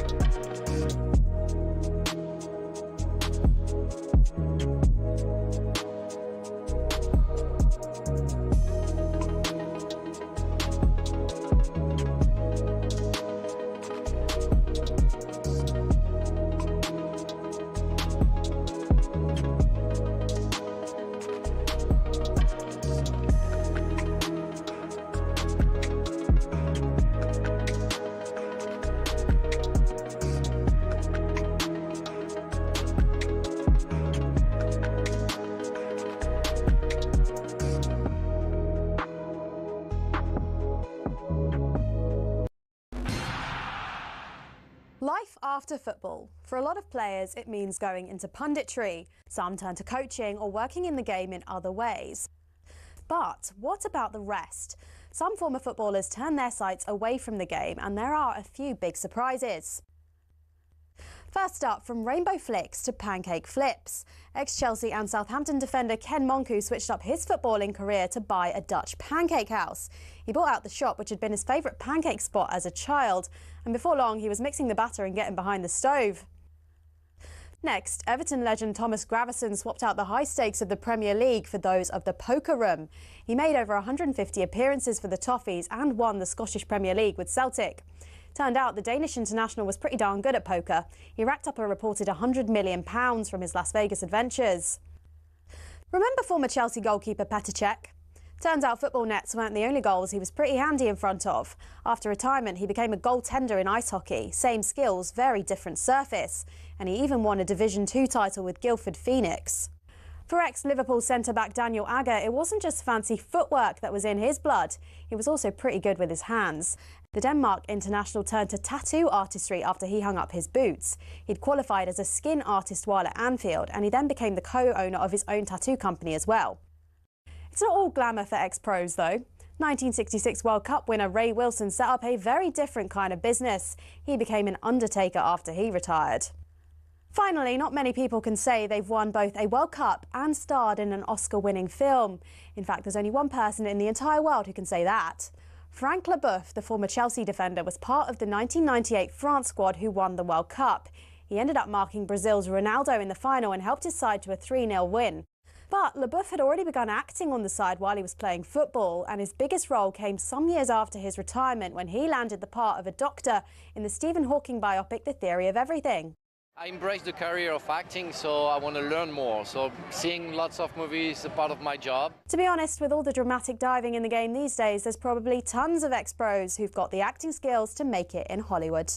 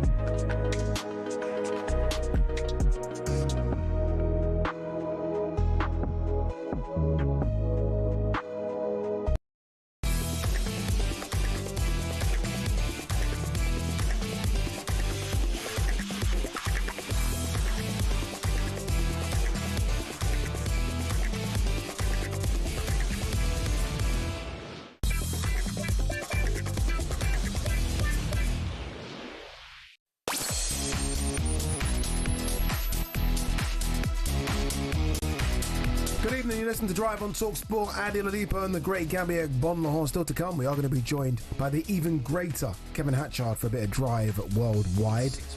But first, what are you doing? Sorry, mate. That's all right, that's all right. Just keep playing on your phone. But first, the British and Irish Lions are back in action this Saturday, and it's live and exclusive right here on talkSPORT. Pride of Lions. From misty pubs and muddy boots, they flew with banter, stakes and suits. Here we go, Test Match Series, up and running. The Lions kick off. The Lions, bold, a touring band, to point red streaks on Aussie land. Glide into the right-hand side. 1 minute scrums, the next to sing. A pride that jokes but fears nothing. We are taking them boys to the Hurt Arena this weekend. The Wallabies are putting it up. Jorgensen will take it out to the air, and Jorgensen scores in the right corner. To win this series, you had to win 2 games, and that's what we're going to go and do next week. Scottish Grant and Leinster Soul, a Cockney Jab and Valley's roll. 4 nations, one very wild crew, with dreams stretched deep in red, gold, white, green and dark blue. The British and Irish Lions win 2-1 with a remarkable performance in Sydney. Came as men from different shores to go into Test week Let jy die red sea roll. Yeah, you can hear that blockbuster between the Lions and the Wallabies unfold live and exclusive right here on talkSPORT this Saturday. Coverage starts at 10 in the morning, and the voice you just heard there on that piece was a snippet of a poem written by the Lions prop Pierre Schumann, who you can find the full poem on the Lions social media channels as well. It's got that kind of voice, isn't it? Makes you just want to tune in and listen. talkSPORT is, of course, your home of Lions rugby. All right, do you think, and I know a lot of people do, think that talkSPORT have an agenda against your club? This morning, the Breakfast Show took calls from a number of different fans, and they certainly seem to think so. Last season, we had injuries to the three key players. A simple question. There was three favourites last season, us, Man City and Liverpool. Which team had no injuries? With Durham and pretty much with most of the commentators that are on this channel at the moment. You know what I mean? If it's not the Spurs flop, Jamie O'Hara has to tell people he was a footballer because he was that bad. You know what I mean? You have Agbonlahor constantly beating up Arsenal. Mate, I'm a bit annoyed, to be honest, with talkSPORT. It's like a conspiracy theory to get these out of Newcastle. It's like a witch hunt to get him out the club, and it's annoying, to be honest with you. Oh, I don't know where to start with that. You say my name correctly as well. Yeah. It's not easy. It's not the easiest name. Agbonlahor. Agbonlahor. It's not hard. It's not hard, actually. It's true. Even if you say it fast, it's not hard. You've got an agenda against Arsenal. I do not, mate. There does seem to be a little bit with you. So I'll tell you that there isn't. Go on. There's a picture in my dad's house of me as a kid because I liked Thierry Henry with an Arsenal shirt on. Okay. So Villa was my team, but because I loved Arsenal that much, I had an Arsenal shirt on. They were my second team. Loved Thierry. So I have no agenda against Arsenal. What I do is call it how it is. Okay. When they're bottling it and they're not winning trophies with the squad of players they've got, I'm going to call it as it is. Simple as that. That Newcastle fan there as well, assuming that talkSPORT have an agenda about Newcastle because they keep talking about Isak going. We're talking about Isak going because Isak hasn't said he's staying. That's on your contract. That's all Isak, on his own. Isak can shut us up right now by just signing a new contract, releasing a statement saying, I love the club, I'm going nowhere, boom. Well, Eddie Howe I'm telling you now, we won't make another video. Well, Eddie Howe can. Saying he's going nowhere. He's told me he wants to stay. Private convos, told me he wants to stay. What happened? We're going to sort the contract out. But what the problem is that if you are Isak, yes, Champions League football, but I've heard he's asking for £300,000 a week. I don't blame him because Liverpool will give him that. Yeah. Big clubs, he's 25. Yeah. Big clubs around the world will give him that. Try to give it me. You've lost Callum Wilson now. You know what I mean? You haven't brought in a replacement for Callum Wilson now. I'm the only top striker at the club. We're hearing Visser, aren't they? Yeah, That's so give me the money. There was a little report about Benjamin Sesko as well, that they might activate. So I don't blame him. Yeah. But we're not. No agendas here, people. No agendas. Although Derek thinks we might have one. Derek, Birmingham fan, do you think we have an agenda? Oh, actually, you probably think Gabby has an agenda. Floor is yours, Derek. Good evening, Derek. Good evening, Gabby. We've spoke before when you was on the morning show. I must admit, you are a little bit better than you was on the morning show than you was before, so you're doing well. Yes, you have got an agenda, mate. The same as Simon Jordan. I don't know what your problems are, really. We're doing well. We just seem to be niggling all these people. But in what way? Well, we're doing well. We're on as we say, we're on the rise. League One, yes, it is League One. We have a lot of people like yourself say we bought the league or whatever else, but we've absolutely smashed it. Yeah, but you have bought it though, haven't you? Derek, would you not say that you've had more money than everyone? And without that financial backing, maybe you wouldn't have walked it the way you walked it. No, possibly not. But even with the team that went down, we still had a very good chance of going straight back. Yeah, fair. But Derek, you haven't heard me when I've been complimentary about Birmingham City, about the players that you've got, even this season, Damari Gray. The business that you've done has been very good, and you've not spent silly money on these players. That's really nice to hear coming from you, Gavin. you see, you set me up there. You will me in to say something nice. You know what I mean? You know, it's a bit of a change for you. Now just got to get Simon Jordan on board. Well, that's going to be a bit of a harder task, as you know yourself, Jack Gavin. Where do you think you'll finish this season, mate? Do you think you got a chance of promotion or playoffs? I would hope playoffs. football fans, you know, you've got to go for that top spot, aren't you? Yeah. I mean, we've brought in some really good players, as you said. Yeah, one or two more players, I think. And I think, yeah, we'll be good to go. I do. I love this. Derek. Yep. Good luck, Top man, mate. Derek. Good luck, pal. There you go. We're changing your opinion. Simon Jordan's going to be difficult, but we can only do one at a time. Let's go to Dean. Is he still there? The Bristol City fan. Oh, he's gone. He's gone. I heard that this was going to be a good one. Was it? It was going to be a bit spicy, Dean. We're going to try and get him back on. You don't have a gender. That must be a difficult one though for you, Birmingham, because obviously there's going to be that crosstown rivalry, isn't it? I mean, it's just there. Do you know what, mate? You're born to not like them, aren't you? When they got relegated from the Championship, mate, I was doing the Saturday show, the game day phone-in, and I went and got a bottle of champagne. Oh, God. Honestly, I got a bottle of champagne from the shop across the road, and I popped the bottle, and I took a video, and it was hilarious, mate. Why did you do this? Because the rival team that abused... But you live in Birmingham. I don't care. I've had abuse from them at games and said things about my family in games, so you've had that rivalry, but... When they went down, I was a bit like, after 2-3 weeks, I was like, I want them to come back up now because there's no need for them to be in League One. I want them back in the Premier League, so I'm rooting for them to get promoted this season. So you can come to the Premier League, then for my team to beat them, likes of Jacob Ramsey to get to do what me and Jack done, scoring a winner at St Andrews. Special, mate. Might be able to do some games for talkSPORT at St Andrews. That'd be nice. I don't think they will, mate. Security reasons. Yeah, I don't think they'll let you. I'll get chased through Small Heath, to be honest. But your rival team, you don't really want to do well, but you want them in the same league so you can have them derby games, because I think in Birmingham as a city, we miss them games. You know why I think a lot of people think, and before I was a talkSPORT worker, I was a talkSPORT listener, and I think because talkSPORT presenters are just so honest with their opinion, it does sound like there's an agenda. Like if we see rubbish, we'll call it rubbish. Of course. Do you know what I mean? I think that's what it is as well. We don't hold back on our feelings regarding, and I do it to my own club as well. I'll get it from Manchester United fans. Yeah. Oh, you hate Man United. I'm like, you say all this bad stuff about them. I'm like, because they're rubbish, mate. Yeah. So I'm on the phone. I'm like, these are the reasons why when I'm on shows, and I'll say Manchester United are rubbish. Why? Okay, because last season, 9 home defeats. 9 home defeats in the Premier League at Old Trafford. So I'm giving them reasons why. Yeah. I'm not just saying it for the sake of it. And then they'll probably sit down and be props, like, though. Yeah. And we do the opposite. Okay, yeah, they are rubbish. Yeah. But don't hear it about their own team, someone else calling them rubbish when they've showed last season how bad they are. Yeah, it's not our fault. Let anyone listening, it's not our fault. Honestly, we're just sort of just two honest chaps that like to be honest. Mate. Yeah, to speak on it at your mind. I was going to ask you something very quickly, and we'll see if we can take more calls a bit later. But I was going to ask you about sort of transfer business. Obviously, Transfer Insider's coming up at 7 o'clock. Should be a good one as well. Mr. Rory Jennings, who, by the way, I mean, if you think you speak your mind, Rory Jennings speaks his mind. Trouble. Your boys haven't done anything, Villa.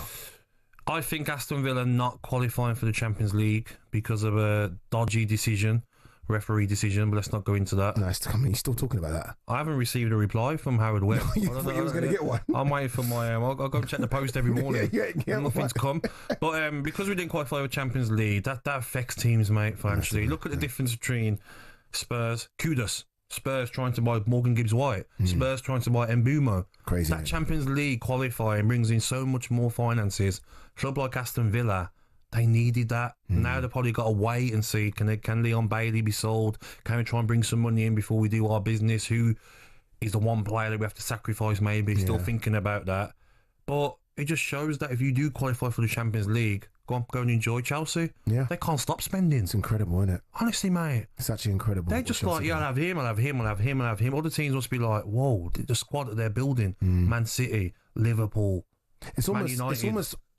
It's almost a super league within the league. Of course. And then when you're Manchester United, because of what you're making, merchandise across the world, what they bring in, you can still afford to do it regardless of Champions League football. Champions League football is not going to affect you missing out. You can still go and buy Cunha and Mbumo, no problem, because of how much money that you as a club make, because it's just a big club. A club like Aston Villa are trying everything to try and create more revenue, but it's tough. You haven't got that fan base in Asia.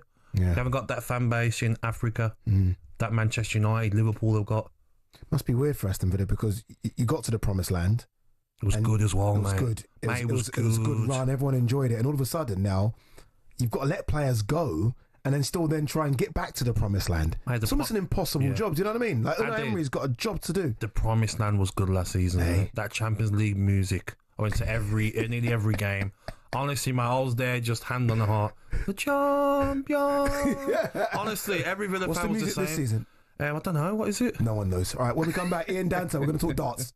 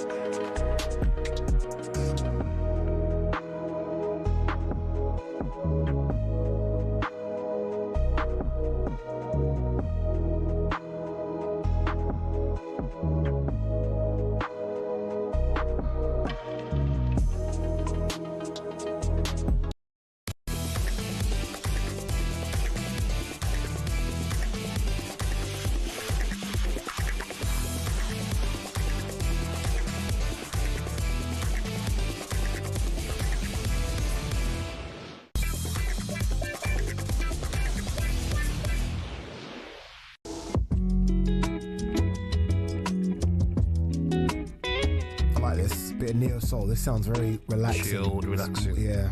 Glass of red. No. We've been hanging around with each other for 9:30 tonight. Get it on. All right, you're listening to Drive on talkSPORT. Ade Oladipo Gabby Agbonlahor, Motorpoint. Thousands of cars, all at unbeatable prices guaranteed. Just head to motorpoint.co.uk for more details. Still to come, we are going to be joined by European football expert, the one and only Kevin Hatchard, who's going to join us for a bit of Drive worldwide. And now that's the first day of the fourth test between England and India at Old Trafford. Sam Allard watching for talkSPORT.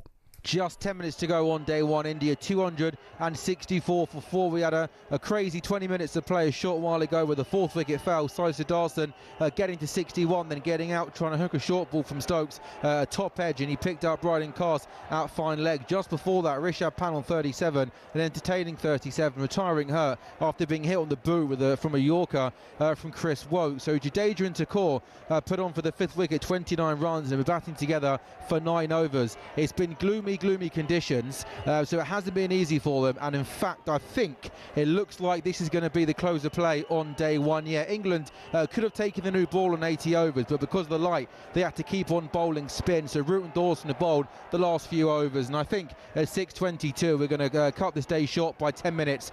So it's stumps on day one. India at stumps 264 for 4, and I think after being asked to bat early on day one, they'll take that given the tricky conditions. Sai Siddharthan top scoring today with 61. Jaiswal made 58 at the top of the order. England didn't pick up a wicket in the morning session. They picked up 3 in the afternoon. KR all for 46. Jaiswal for 58. Liam Dawson with his first wicket in 8 years. And then Ben Stokes got Shubman Gill for 12. I mentioned there, Sai Siddharthan got 50. Rishabh Pant retiring on 37. Jadeja not out on 19. And Thakur unbeaten on 19 as well. So stumps on day one, and India go to stumps on 264 for 4.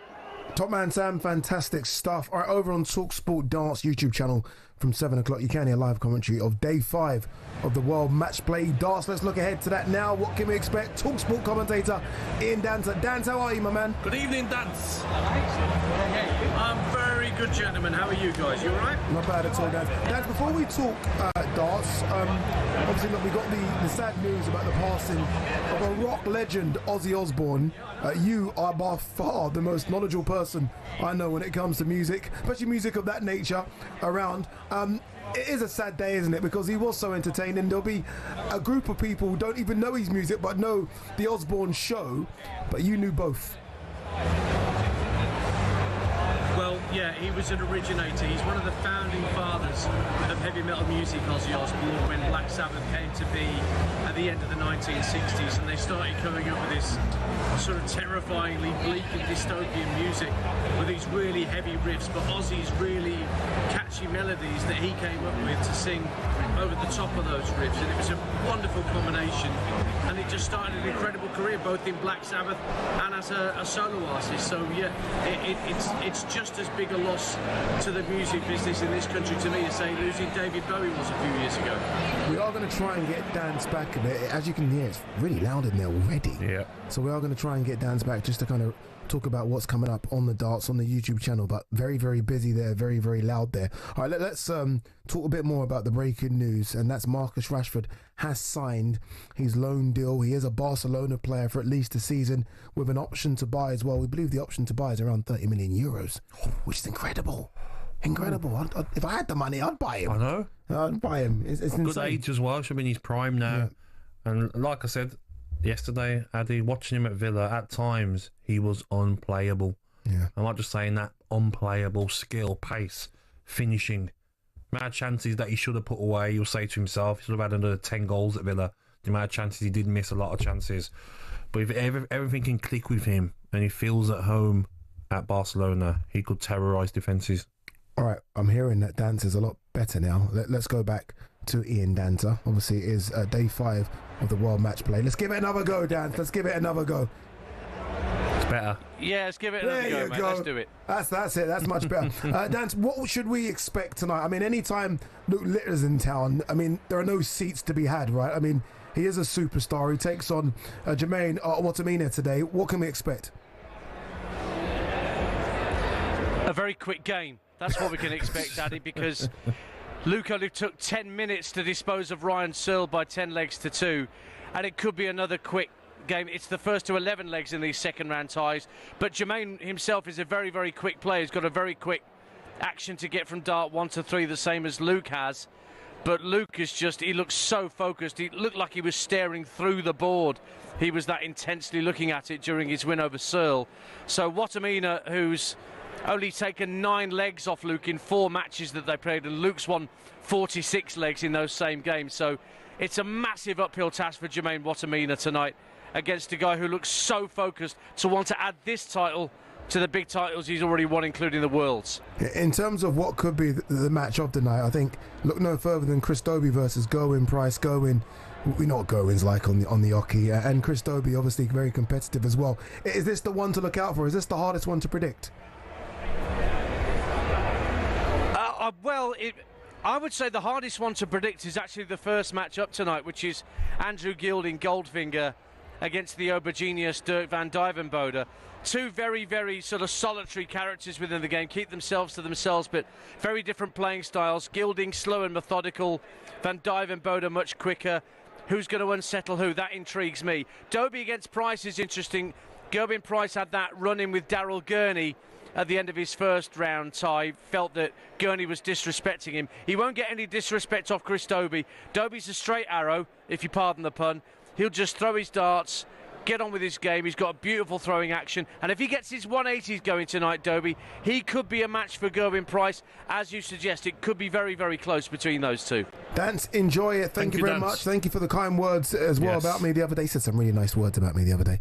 You would never say anything nice about me. There's nothing nice about you. It's a bit of blue nose in it. Oh yeah, I forget. I don't forget. Why do you think I didn't speak then? I'm joking. Remember, it's day 5 of the World Matchplay Darts. You can watch it on the talkSPORT Darts YouTube channel. Gets underway from 7 o'clock. All right, still to come, we are going to be joined by Kevin Hatchard for a bit of Drive Worldwide. But first, it's time for No Googling. Oh, this is a good one. This is a good one. I always say this, but this is good. Who is the only player with exactly 100 Premier League goals? Who is the only player? It's a good one, eh? I told you. Not me. Told you. Didn't ask you. Exactly 100 Premier League goals. Answer when we come back.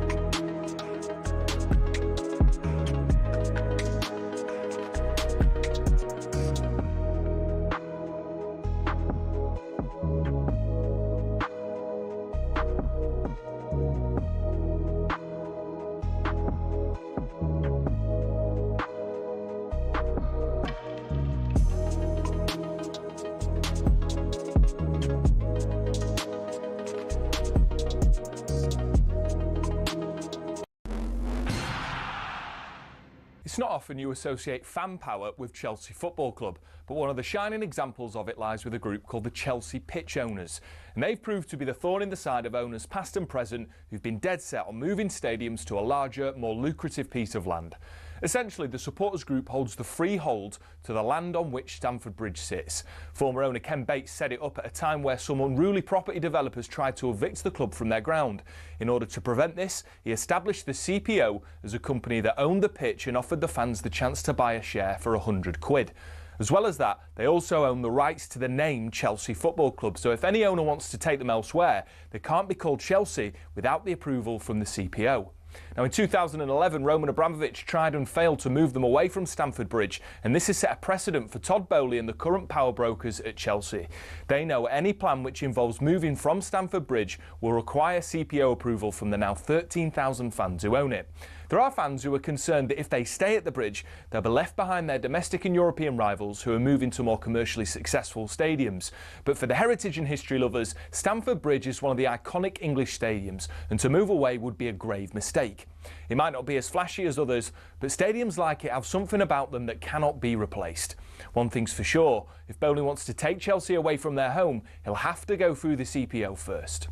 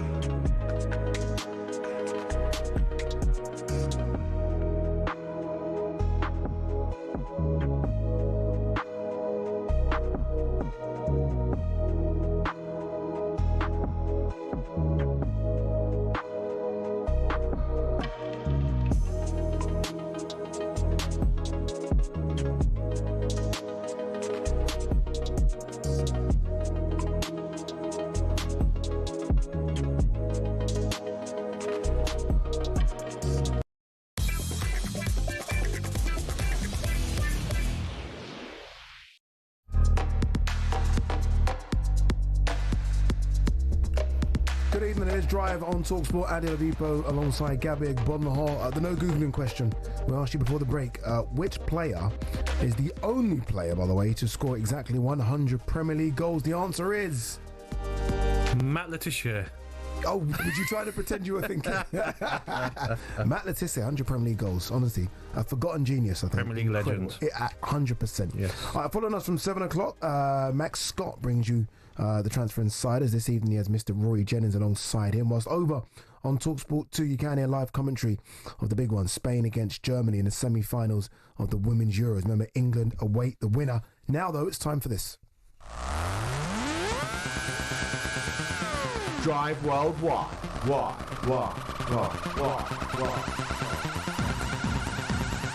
Yeah, this is Drive Worldwide, where we take a look at some of the biggest talking points from across world football. And joining us now is European football expert, world football expert, in fact, Mr. Kevin Hatcher. Kev, how are you, my man? Good evening, Kev. How are we, chaps? You well? All well, bad, mate. Not bad at all, Kev. Kev, let's start with the game that you're commentating on talkSPORT 2 for us this evening. It is Spain against Germany, two powerhouses. Spain have been, I think, many people's pick to win the whole thing from the very beginning. Have you been impressed with Spain? I mean, we watched them from afar, but again, you would have watched them in more detail. How good have they been? By and large, very good in terms of the fact they've scored lots of goals. They've had goals from lots of different sources. They blew away their group.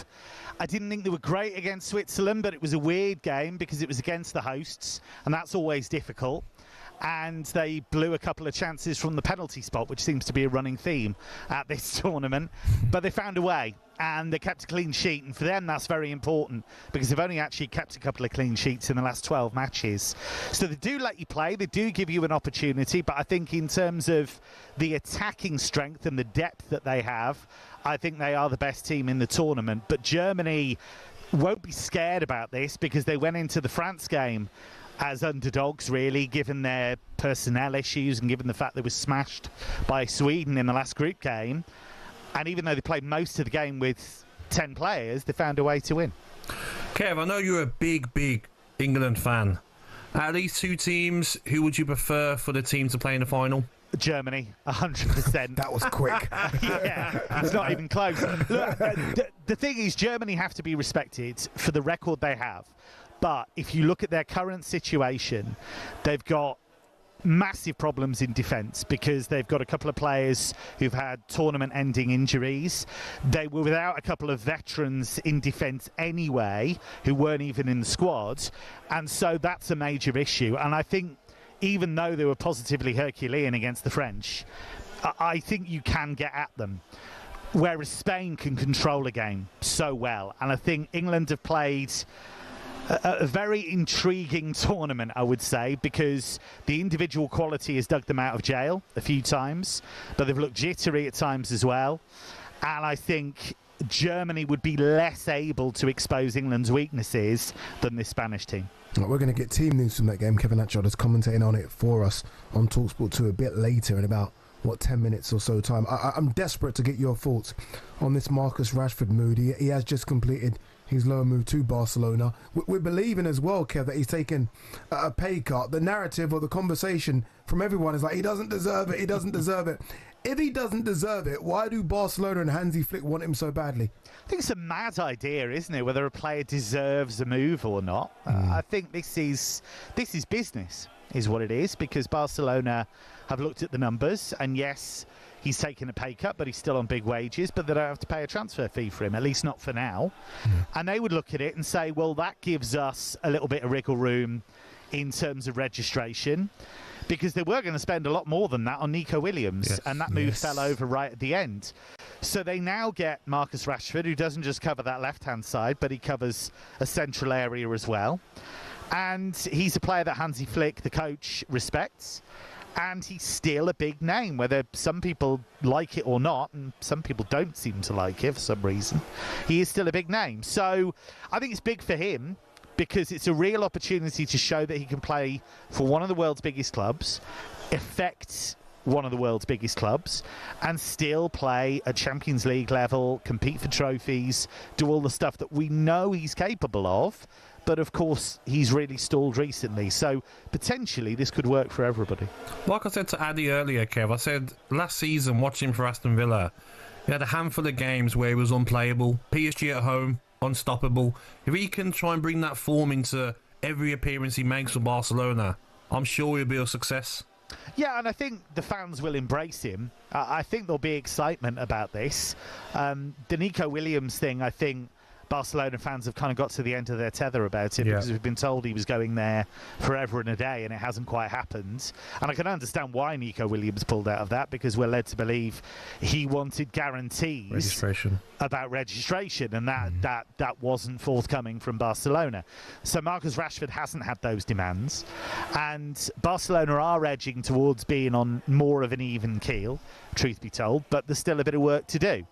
And so again, I think it makes sense for Rashford to have that patience and to really push this, because I think potentially he's not going to necessarily be in that first 11 all the time, because he's going to have to battle with other players in the team, the likes of, Dani Olmo, Robert Lewandowski through the middle.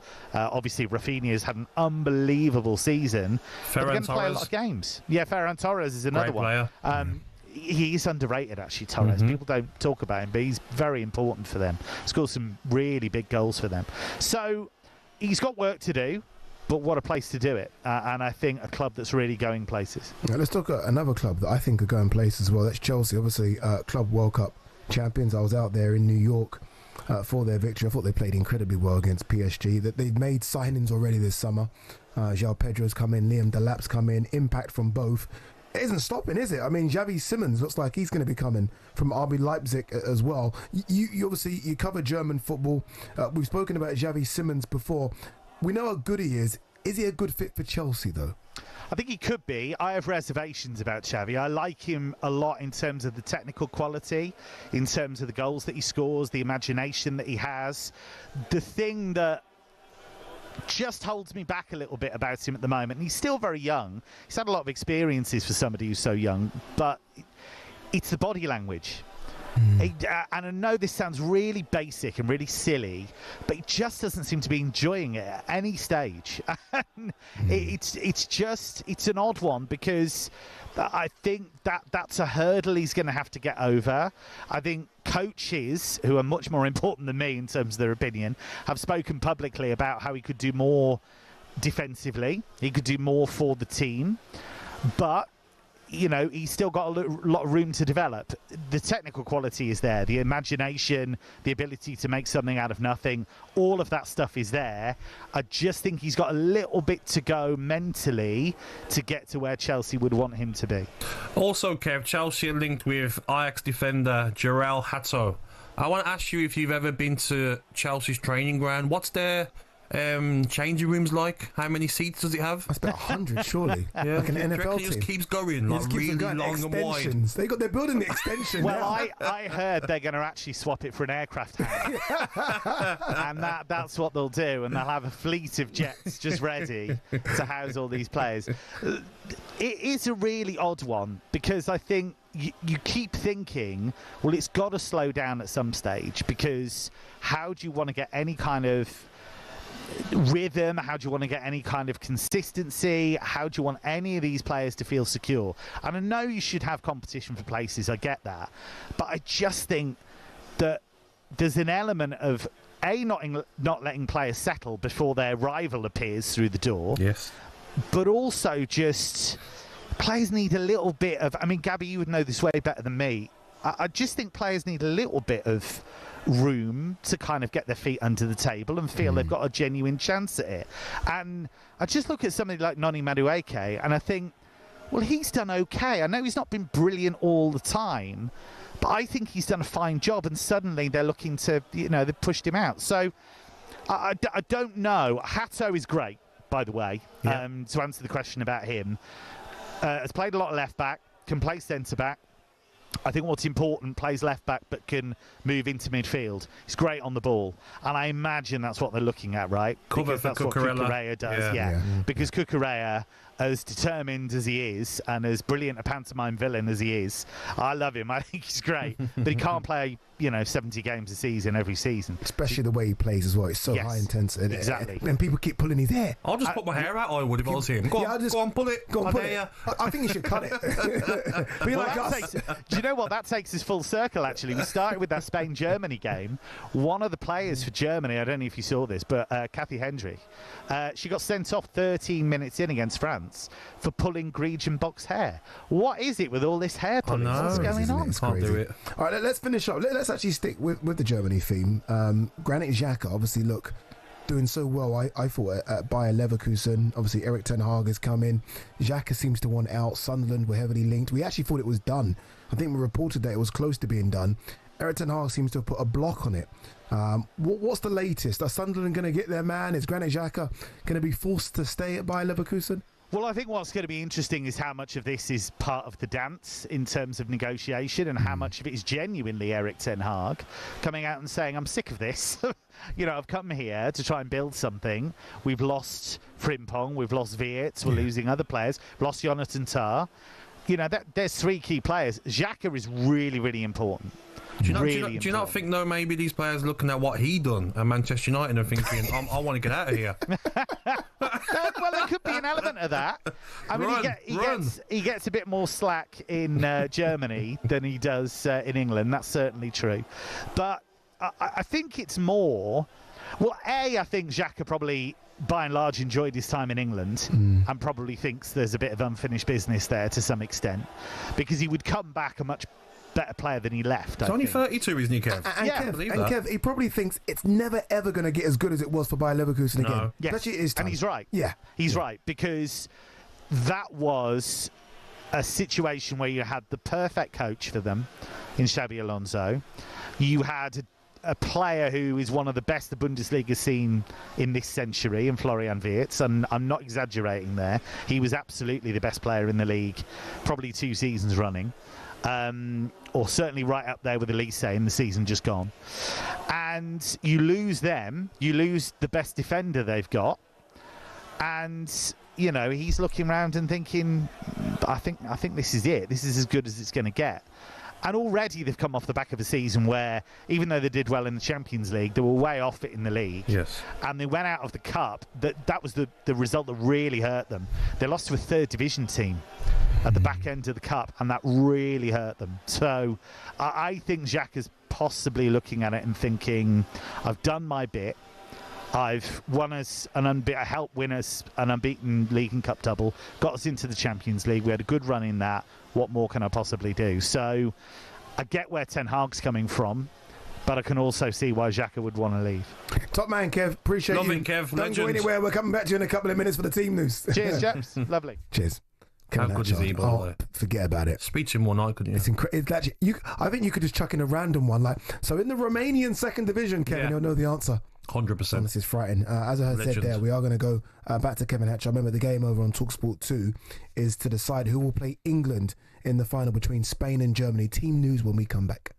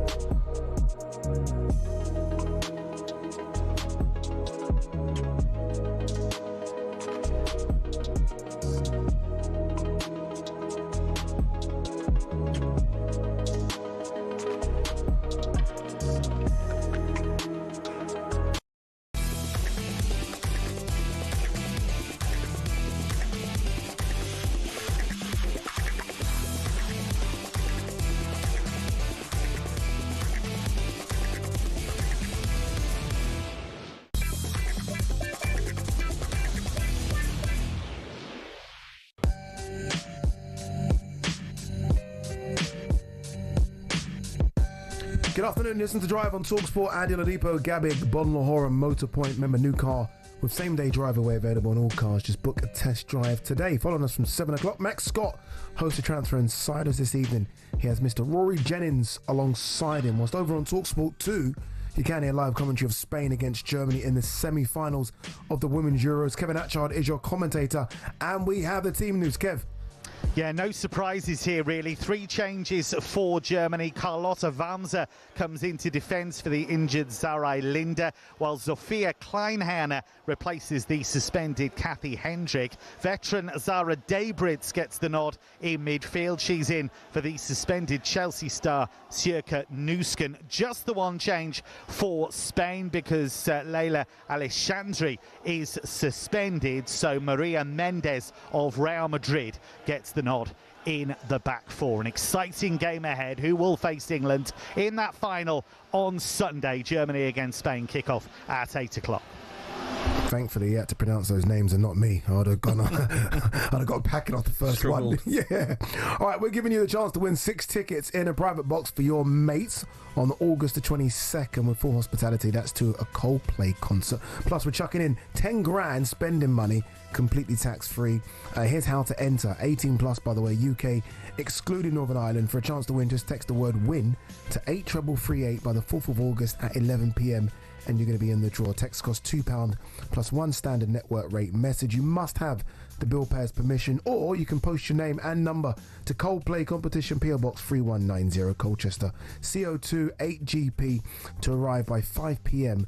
on the 7th of August. This is a talkSPORT limited promotion run on talkSPORT, Talk and Virgin Radio UK stations. Full terms and conditions at talksport.com. All right, it's time for this.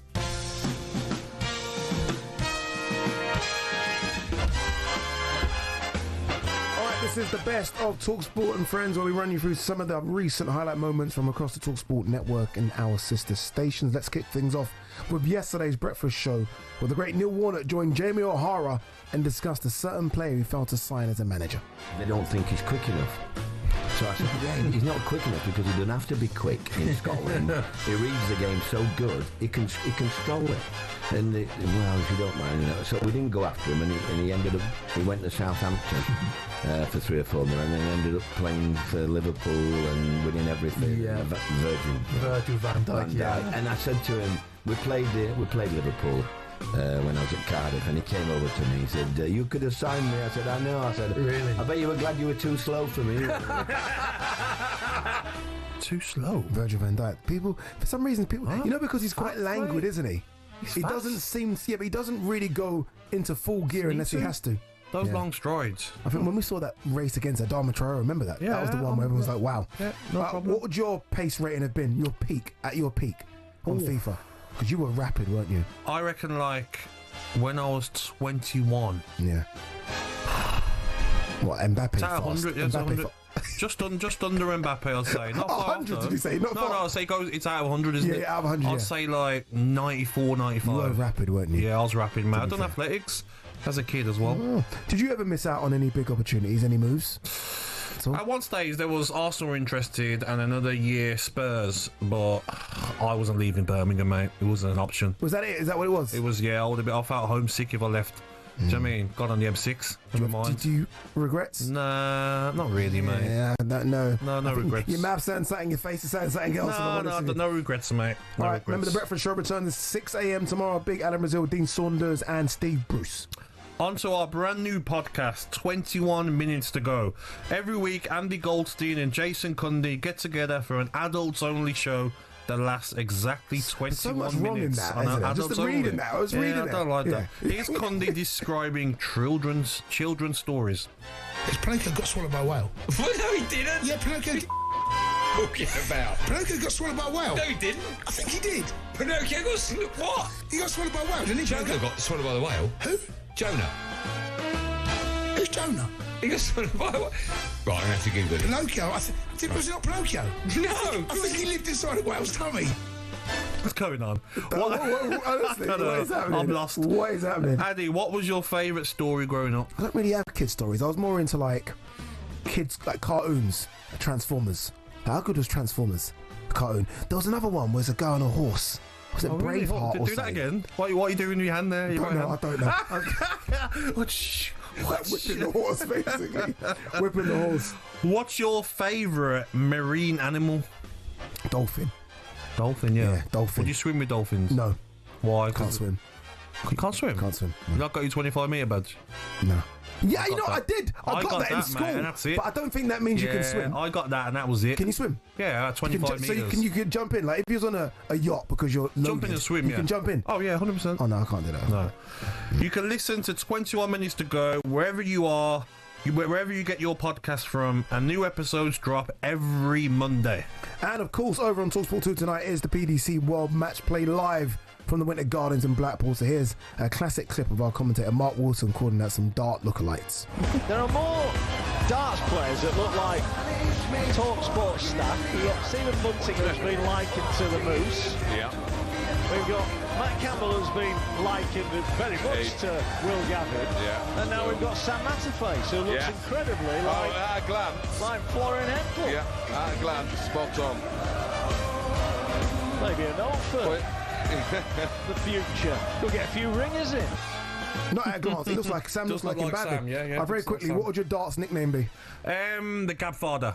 It's a good one. We used to love that section, so took it off us. Had that before. Took it off us. All right, remember coverage of the World Match Play straight after us on talkSPORT 2. Both Luke Littler and Michael Van Gogh, Mr. MVG in action. And don't forget to download the talkSPORT app where you can swipe between talkSPORT, talkSPORT 2, and all of our sister stations, so you never miss anything. Come on, Germany. All right, Mr. Rory Jennings and Max Shaw. Turn it down, please.